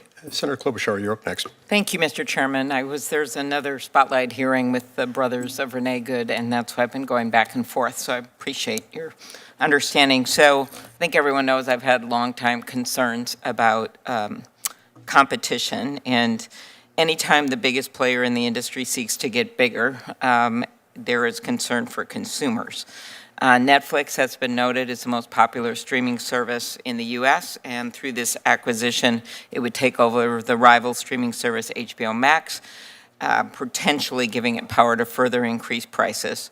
What incentives will exist, Mr. Sarandos, for Netflix to ensure streaming remains affordable for consumers and to produce more content? First of all, Thank you so much, Senator. Good to see you. I'll tell you, the incentive is the business model that we've created. We've built on improving the value proposition for consumers. Whenever we come back and ask for a little more money, it's because we've given them a lot more value. And that's the dynamic I talked to you about, this price per hour of viewing being a third of some of the other services that are available. And I think people see that value in the engagement that they see. They have to really love what they're watching, and thank goodness we're doing a good job at that. So last year, Netflix raised its subscription prices while continuing to add subscribers. And I'm just concerned by combining, there would be even more incentive to do that. Well, I think we can only do that if the consumer sees the value. We are a one-click cancel. So if at any point the consumer says, that's too much for what I'm getting, they could just, with one click of the button, cancel Netflix. So that whole process of being able to fund more entertainment for consumers, you have to do it in perfect harmony. Okay. Mr. Campbell, CNN, I think we need more independent and diverse sources of news, not less. The 24/7 nature of CNN allows people to immediately get news. And while Warner Brothers Discovery's linear television assets, including CNN, aren't part of this transaction, it's vital that CNN remain a viable, independent source of news moving forward. What are your plans for CNN as part of a standalone entity, and how will you ensure that consumers retain CNN as an independent, reliable source of news? Yes, so one of the benefits of this transaction is prior to completing the deal with Netflix, our global networks business will be spun out. CNN, both its linear and digital businesses, will be part of that entity. In fact, it will be a centerpiece of the offering. CNN is one of our most popular cable channels. It's important for advertising, it's important for distribution, and certainly it's important for consumers and their access to independent news. So it will be part of that independent company. It will have its own leadership team separate from what will be the merged Netflix and Warner Brothers Discovery company, and it will continue to have its own independent editorial policy and independent newsroom. And do you think Warner Brothers, given all of the success, last year earning more than $4 billion globally, with movies like Minecraft movies, Superman, Sinners, not to give you advertisements here. Do you believe that Warner Brothers Studios and streaming would be a profitable business as a standalone entity? We are a profitable studio. We've had great success. The movie studio business goes up and down every year. And as I mentioned in my opening statements, we didn't necessarily set out to sell that business. Our goal was to separate the two companies because they have very different business models. It was only when we got the inbound interest that we looked at our strategic options.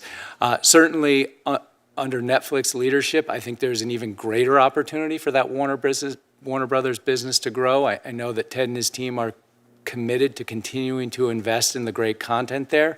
So yes, we're profitable today, but I think there's an even better business with Netflix. Mr. Sarandos, just to turn, I know some of my colleagues asked about theaters, which I'm concerned about. I think it's a very important part of our, of places to gather and see movies together. And Mr. Sarandos, iconic films have been made all over the U.S. In Minnesota, I'm sure you'll take note that the Coen brothers' Fargo to Disney's Mighty Ducks to, of course, Grumpy Old Men were made in Minnesota. It's a beautiful place. Yeah, but we could do better. And so we have seen more and more production of movies shift overseas. And while announcing its planned acquisition of Warner Brothers, Netflix said the deal would, quote, significantly expand U.S. production capacity and continue to grow investment in original content over the long term. Could you talk about the effect this is going to have on film production in the U.S. And what will happen here? Senator, we believe that this deal will make it possible for us to expand what was Warner's output and what we know were the already planned Netflix output to continue to produce. And we produce primarily in the United States. Most of what we make outside of the United States is local language, local production for local audiences. And some of the incentives that we were able to work on with Governor Murphy in New Jersey have made it so it's so competitive to film in New Jersey that there's no reason to go overseas for a film production, not just Netflix, but for others.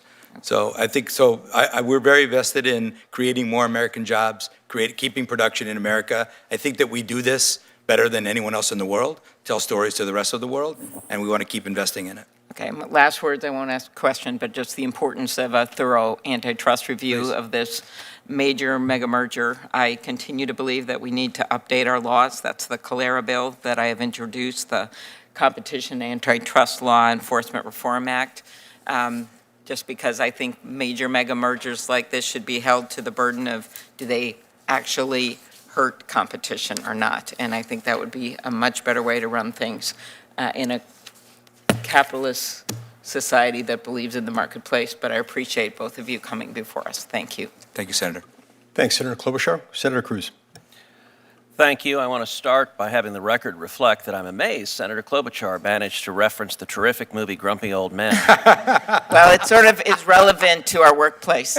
without making a very That's right, obvious and I point. thought of saying that, but I chose not to, but now I did. You had the hanging punchline, and Amy, I needed you to finish it because it does in fact describe our place of work.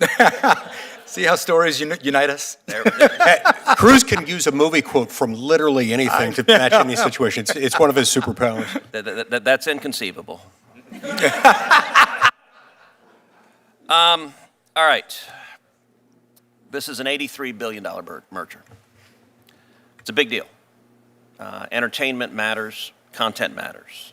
Mr. Sarandos, how many subscribers does Netflix have in the United States? Around 86,000, 86 million, sorry. And if the merger goes... Senator Cruz, it's we reported North America, so it includes Canada. So if the merger went through, how many subscribers would you anticipate having? What's the growth of HBO Max? What's your last number? Yeah, well, we don't publicly disclose our HBO number, but the HBO subscribers in the U.S. are roughly 50 million. But remember, 80% of those subscribers already subscribe to Netflix, so there's significant overlap there. So if you're at 90 million now with Netflix, by any measure, you'd be north of 100 million, depending on the overlap. Is that fair to say? Depending on the overlap and the retention, yes. It's a matter of basic economics. Does more market power typically lead to higher prices or lower prices? Across which industry, sir? Across any industry. I think more market power gives you the ability, but if you're not delivering the value, you can never cash in on it. You have a gentleman sitting behind you in the monopoly outfit. In your view, are monopolies a good thing in America? No, sir, they're not. Should the American people be concerned about a monopoly in entertainment and streaming? Just to be clear, while monopolies are not good, we are nowhere near dominant, let alone a monopoly. We have 9% market share that will grow to 10. If you wanted to contort yourself... Well, but that's defining the market the way you want, and obviously in antitrust assessment, the market definition is critical. In the streaming market, paid subscription streaming, what % do you have of the market? For us, that would be kind of a fantasy construct. Okay, so you don't want to answer that? No, I'm just saying, if you take YouTube out of the picture, which is the one that people think is controversial, we'd be about 18% plus 3% of about 21%. So another aspect of this merger that I think is raising significant concerns, which is an ideological aspect. Would you agree there's a difference between entertainment and propaganda? Yes, sir. I and many others on this committee have been concerned for a long time about censorship in the media, and censorship in Hollywood. There already seems to be only one acceptable political view. Actually, I want to ask, did either of y'all watch the Grammys this week? I did not. Just the tail end of it. One simple question. Are we right now on stolen land? I have no idea the history of this land, where we're sitting today. Nor do I, Senator. So that speaks volumes that neither of you are willing to say, hell no, we're not on stolen land. And I will say at the Grammys, when you see an entertainer say, nobody is illegal while we're on stolen land, and then you see entertainers leap to their feet clapping so excitedly at the notion that America is fundamentally illegitimate, it starts to convey that the entertainment world is deeply corrupt. And I will point out that same singer who says no one is illegal on stolen land promptly went back to her $14 million mansion, and somehow that stolen land she wasn't concerned about, just the United States of America. Look, Netflix has long been a left-wing company. Your founder, Reed Hastings, is one of the biggest Democrat donors in the country, including giving millions recently to the massive gerrymander in California, making it one of the most gerrymandered states in the union, because your founder desperately wants a Democrat House of Representatives. Susan Rice from the Obama White House is on your board of directors. You guys gave $50 million to the Obamas, as far as I can tell, to produce no discernible content whatsoever. How would you tell a Texan sitting at home to feel comfortable? CNN is already a dumpster fire. There's nothing resembling objectivity. There's nothing resembling journalism anymore. How are people at home, how should they feel even remotely confident that if this merger happens, the combined entity would not simply be a propaganda outlet pushing one particular political view with much greater market power than you have now? Well, sir, we would fail. We would fail pushing a political view or propaganda. We deliver entertainment to consumers. Our consumers see our business pretty much the way they see America. About 40% conservative, about 40% liberal, about 20% don't know. And but when they turn on TV, they're tuned in to be entertained. And if we fail to entertain them by trying to promote propaganda or something else, or anything other than entertainment, we fail. Mr. Campbell, same question to you. We see the world very similar.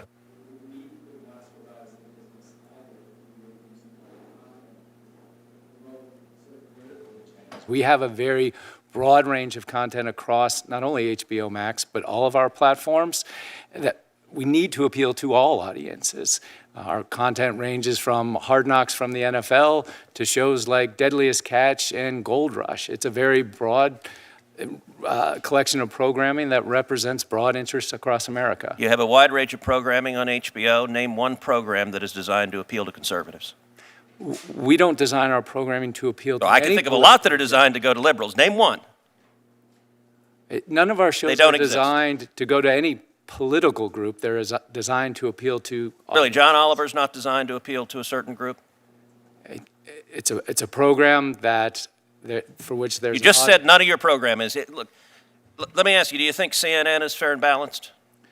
I do believe CNN is a fair... So when CNN showed riots and fires behind them, and you put a chyron, mostly peaceful but fiery protest, was that journalism?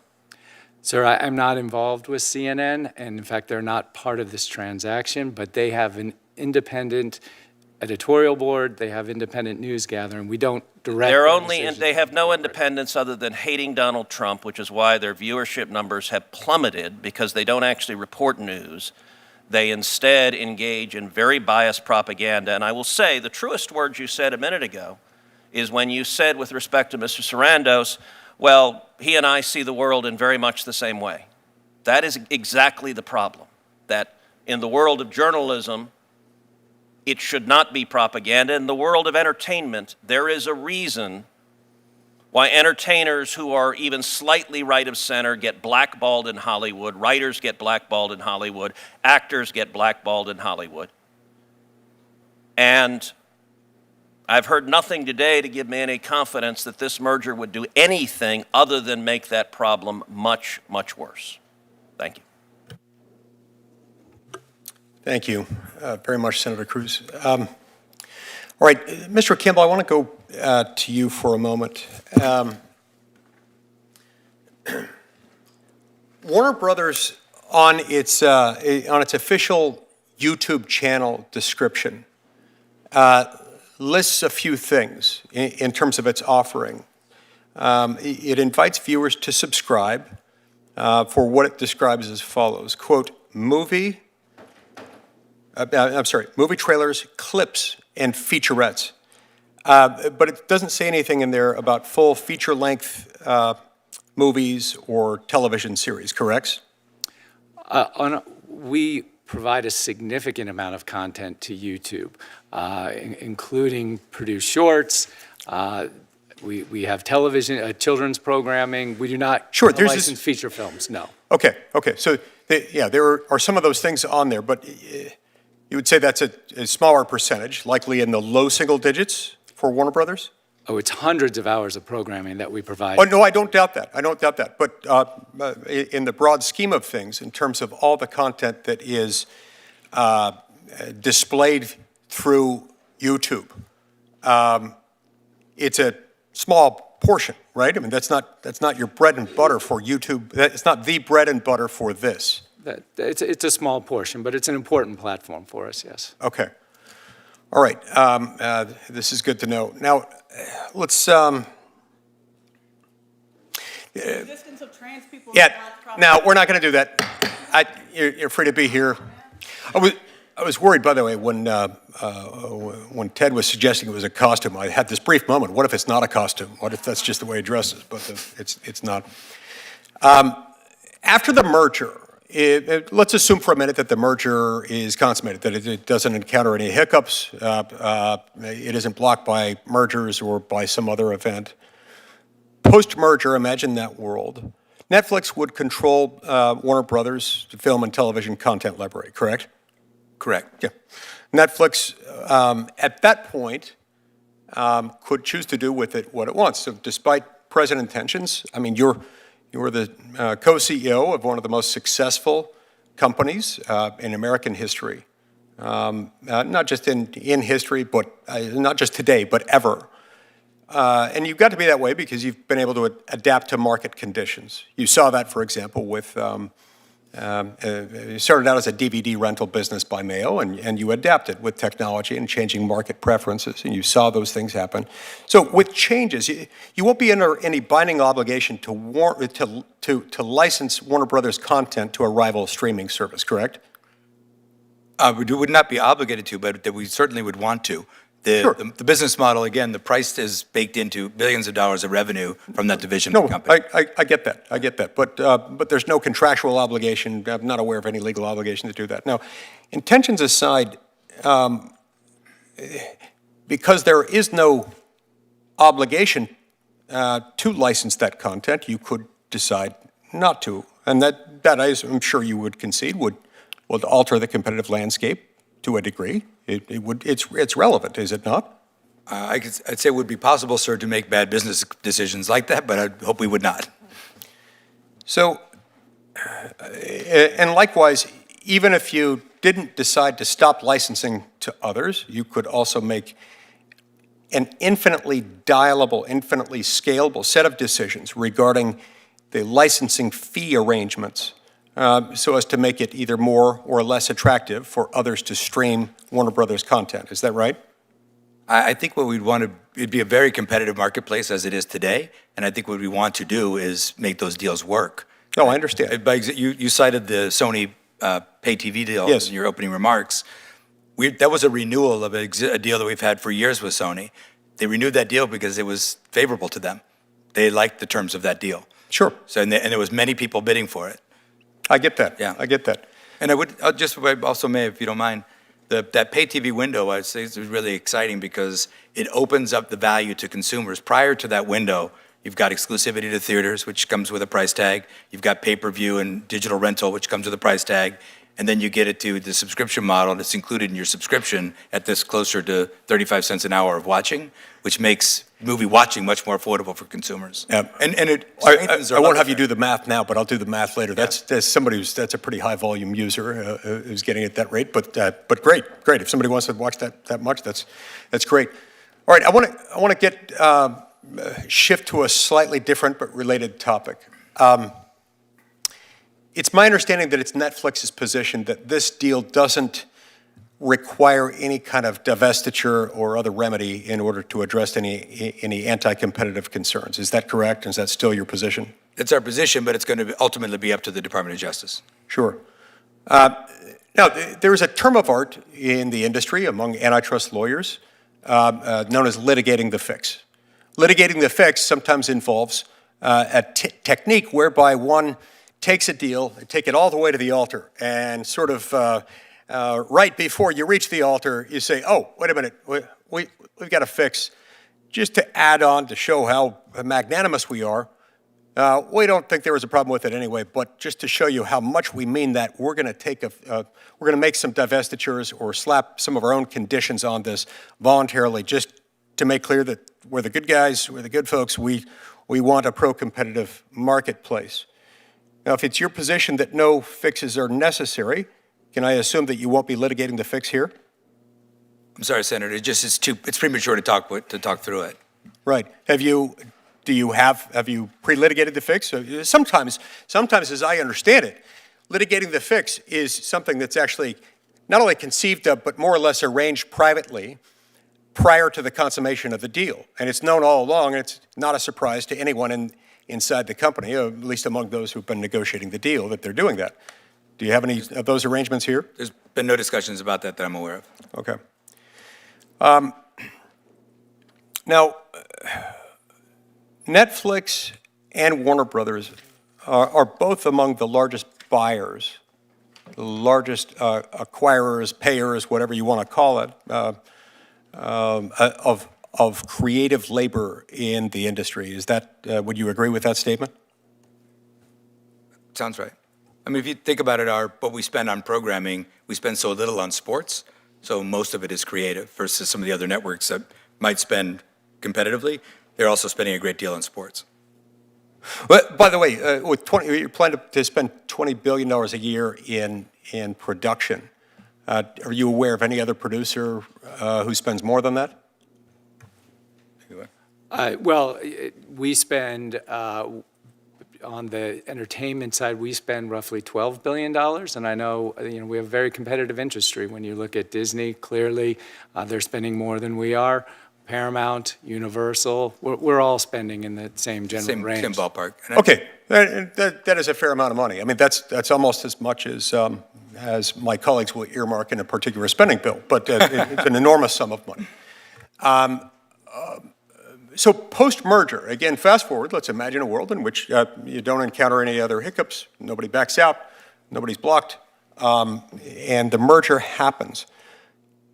Wouldn't it be fair to assume that there would be fewer independent studios at that point, or fewer studios generally, competing to hire writers, directors, actors, production professionals, and others involved on the production side? I'm sorry, I'm missing the connection, sir. Yeah, okay. Pre-merger, you've got two different companies. You've both got your own separate revenue streams. After the merger, you'll all be under one ownership. And all production costs, let's say if you, I don't know what happens, I'm not asking you to divulge that here, but the two of you combined, you'll be both spending a certain amount. I would imagine it could be something involving your current production cost plans plus your current production outlay plans, somewhere in that range. Right now, that's between two companies. It'll be under one ownership if the deal comes together and if it's completed. So at that point, wouldn't it be fair to say that there will be fewer studios competing to hire the writers, directors, actors, production technicians, and so forth? Actually, in the way that we're doing this deal, we're going to keep Warner Brothers Studio, both television and film, operating exactly like they are today, so no fewer studios. By way of example, in a potential Paramount deal, they would absolutely collapse from 5 to 4 studios. Yeah. No, I grasp that, and I appreciate that, and you and I have talked about that in the past. And yeah, this keeps the 5 studios intact. I recognize your plan, and I respect that. Nevertheless, you didn't get to be where you are today by playing it safe. Otherwise, we'd still be back in, what's the name of the place where you worked, the video store? Arizona Video Cassettes West. It's fantastic. It's a very catchy title. I love the West on it. I've asked him in the past to repeat that several times. Yeah. Otherwise, you might still be back there. You're not content with the status quo. You see market trends. You see changes in technology and in distribution of market power. There's no guarantee that will continue to be the case. There are all kinds of things that could change. All right, I've gone significantly over in this round. We may be back. Senator Booker, go ahead.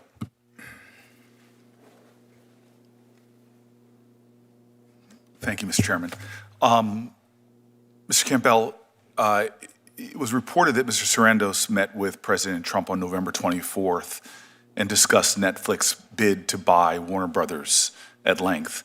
When Discovery acquired the Warner Media assets from AT&T in 2022, did you or Warner Brothers Discovery CEO David Zaslav meet with President Biden to discuss that transaction?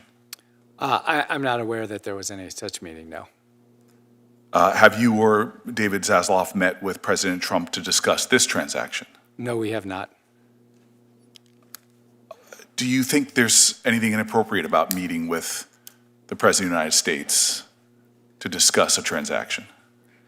I think in situations like this, all the parties involved often reach out to anyone in government that has an interest in the transaction. So I don't think it's unusual. What about Skydance?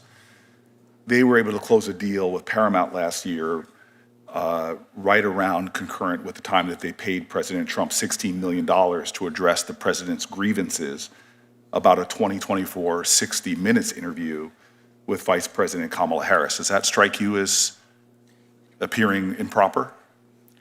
Yeah, that was obviously not a decision we were involved with. I'm asking you just under oath, what do you think? It was unusual, yes. So I believe that antitrust laws should be applied objectively. They should follow the facts.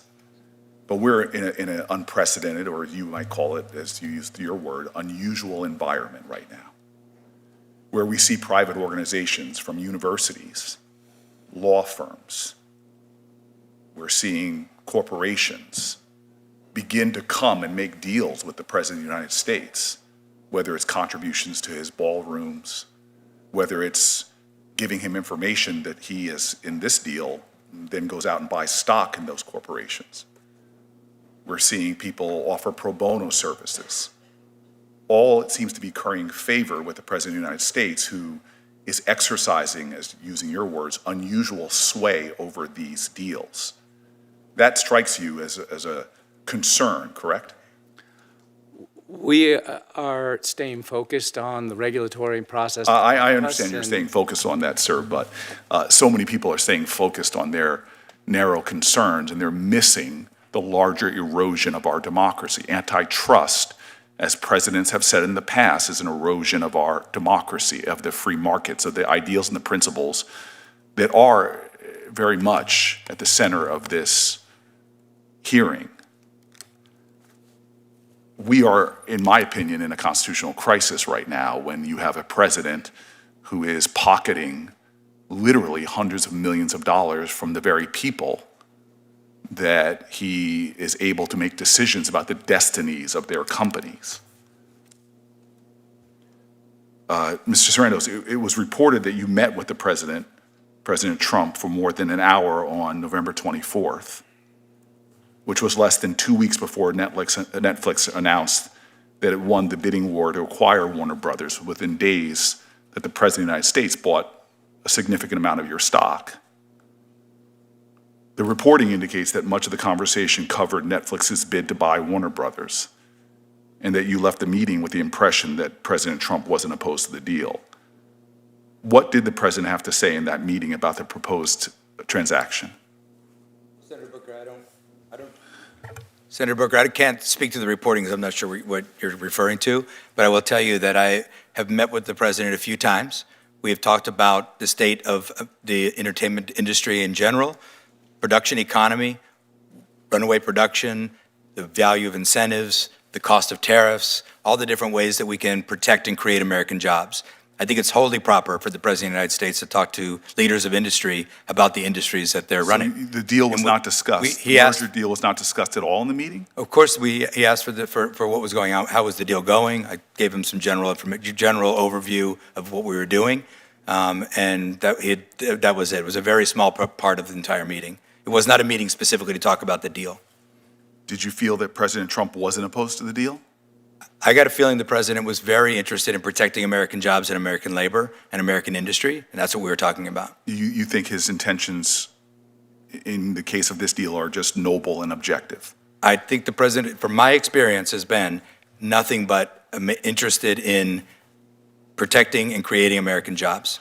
in The protecting president has American stated industry. that he would be involved in the decision-making about the merger. Do you think it's appropriate for the President of the United States to be involved in a Justice Department merger review? I have confidence in this case on the merits and that it will be run by the Department of Justice. But that's not what I asked. I asked you is, do you think it's appropriate for the President of the United States to be involved in a merger review? I don't know if he's involved or not. So what I'm saying is that this merger stands on its merits and will be reviewed by the Department of Justice, and that is the proper channel. Do you think it's appropriate for the President of the United States to buy stock in a company that's going through a merger that's going to be reviewed by the Justice Department, in which he says he will be involved in? Yeah, I really cannot comment on the president's personal finances. I don't know. I think you could comment on whether you think it's appropriate. What about me? I've told you before, I sold my Netflix stock Yeah. when I came to Washington. Was that appropriate that I did that? I think any kind of trading like that would be definitely worth questioning. Would be inappropriate for me right now to be in this hearing as my position to be trading in stock. I think no one with insider information should be trading stock. So why is it hard? Wouldn't you agree then that the President of the United States? I don't know that he bought stock or bond. I've heard him reporting all day. But it would be appropriate if he did do that, yes? I don't think anyone with access to private inside information should be trading in the stock. Do you think merger reviews should be in any way political? No, I do not. I believe that they should be overseen by the Department of Justice and to protect consumers. I think that's one of the core challenges we have right now in our country is that we have major society impacting mergers like this being done by a Justice Department, overseen by a president who seems to take personal tribute, whether it's people settling ridiculous legal cases from media companies, where he and his family get direct payouts from those companies, where he's literally buying stock within days of having private conversations that were not public with leaders like yourself, where the president has insinuated time and time again that these are not for the independent Justice Department, but are for him.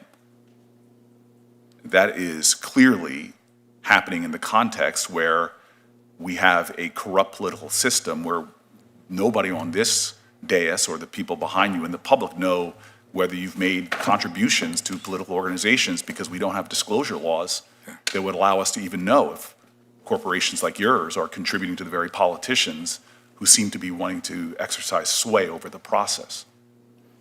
I got to show you, Senator Booker, there was no request or any offer that had anything to do with this deal in that conversation. Yeah, I appreciate that, and I take your word at it because as I've said multiple times, you're a person of remarkable integrity, and I've found you that way. But I think the larger problem here we have is that corporate power is growing in the United States of America in a staggering way, creating disparities of wealth that are unconscionable, even unimaginable just a generation ago, and where that wealth and that power are being exercised in a way that is indicative of crony capitalism, where people have access to the President of the United States, overtly give him millions and millions of dollars while he's overseeing decisions that affect the very culture of our country. We are in a distraught moment as corporate power grows, as consolidation continues, where those who make decisions don't even hide their corruption anymore, where even the two of you before me are saying that these things are, quote, unusual or even unacceptable. It's being done in open air. The President of the United States is trading in your stock, and he is telling us clearly that he is going to hold sway over these decision-making. I tell you, and I've told you, that I'm hearing from parties who are expressing fear, and that fear comes not just from their self-interest, but about what our society is spiraling towards as wealth becomes more concentrated, as corporate power and their ability to sway the decisions of politicians becomes greater and greater. How politicians on both sides of the aisle in this body, in the House of Representatives, and clearly the White House, trade on insider information, trade stocks, make profits off of moments like this.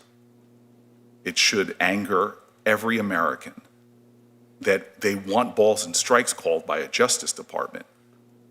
But merger after merger, it seems like the interests of the people are not being served. I am grateful for the two of you coming here. I said at the top, it's not an easy thing. Thank you, sir. And it's in a context that is not of your making that should rightfully merit the ire of a nation, that we have a country that's becoming this overtly corrupted. I pray, because the stories, especially Ted, that you've told, are what my life has been about. I'm here because my father sat in a segregated balcony as a child watching a movie about a man in a place that looked like a planet far away from him. Never seen anything like it before. It was a place called Manhattan. And he watched a salesman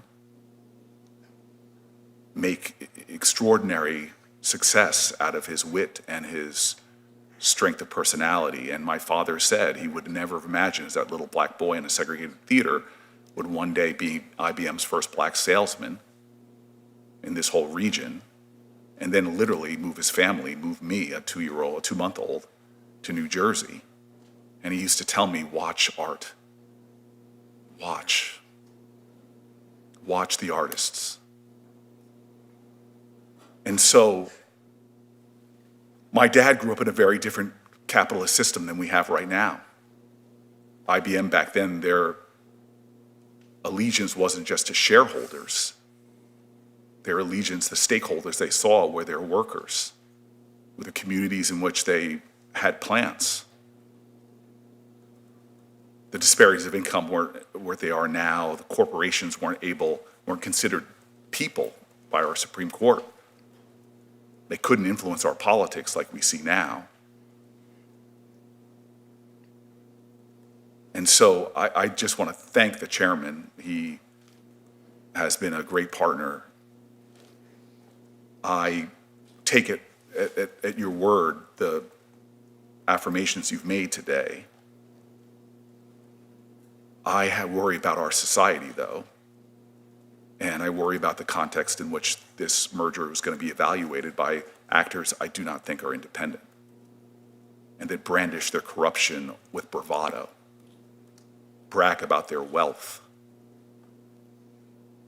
We have to stop what's happening in America right now. The trends are disastrous, but that does not fall in the laps of two companies that are trying to imagine something better, perhaps.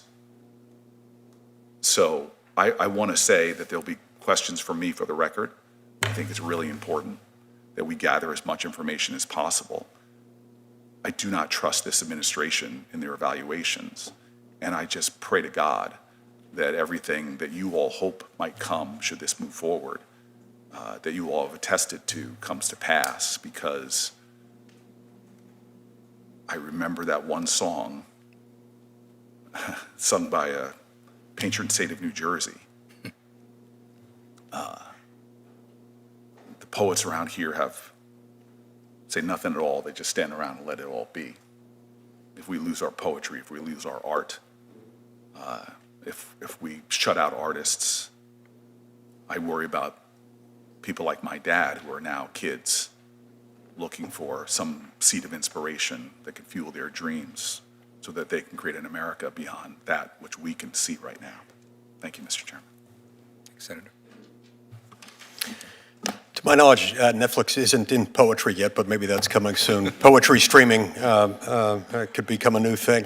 If anybody can find it, perhaps you guys will get there. I appreciate both of you coming. We've had a lot of good information exchanged today, and we will keep the record open for a week, whereupon it will close at that point, and the hearing stands adjourned.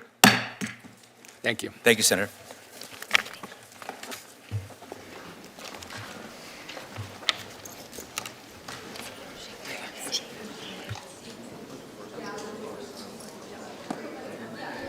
Thank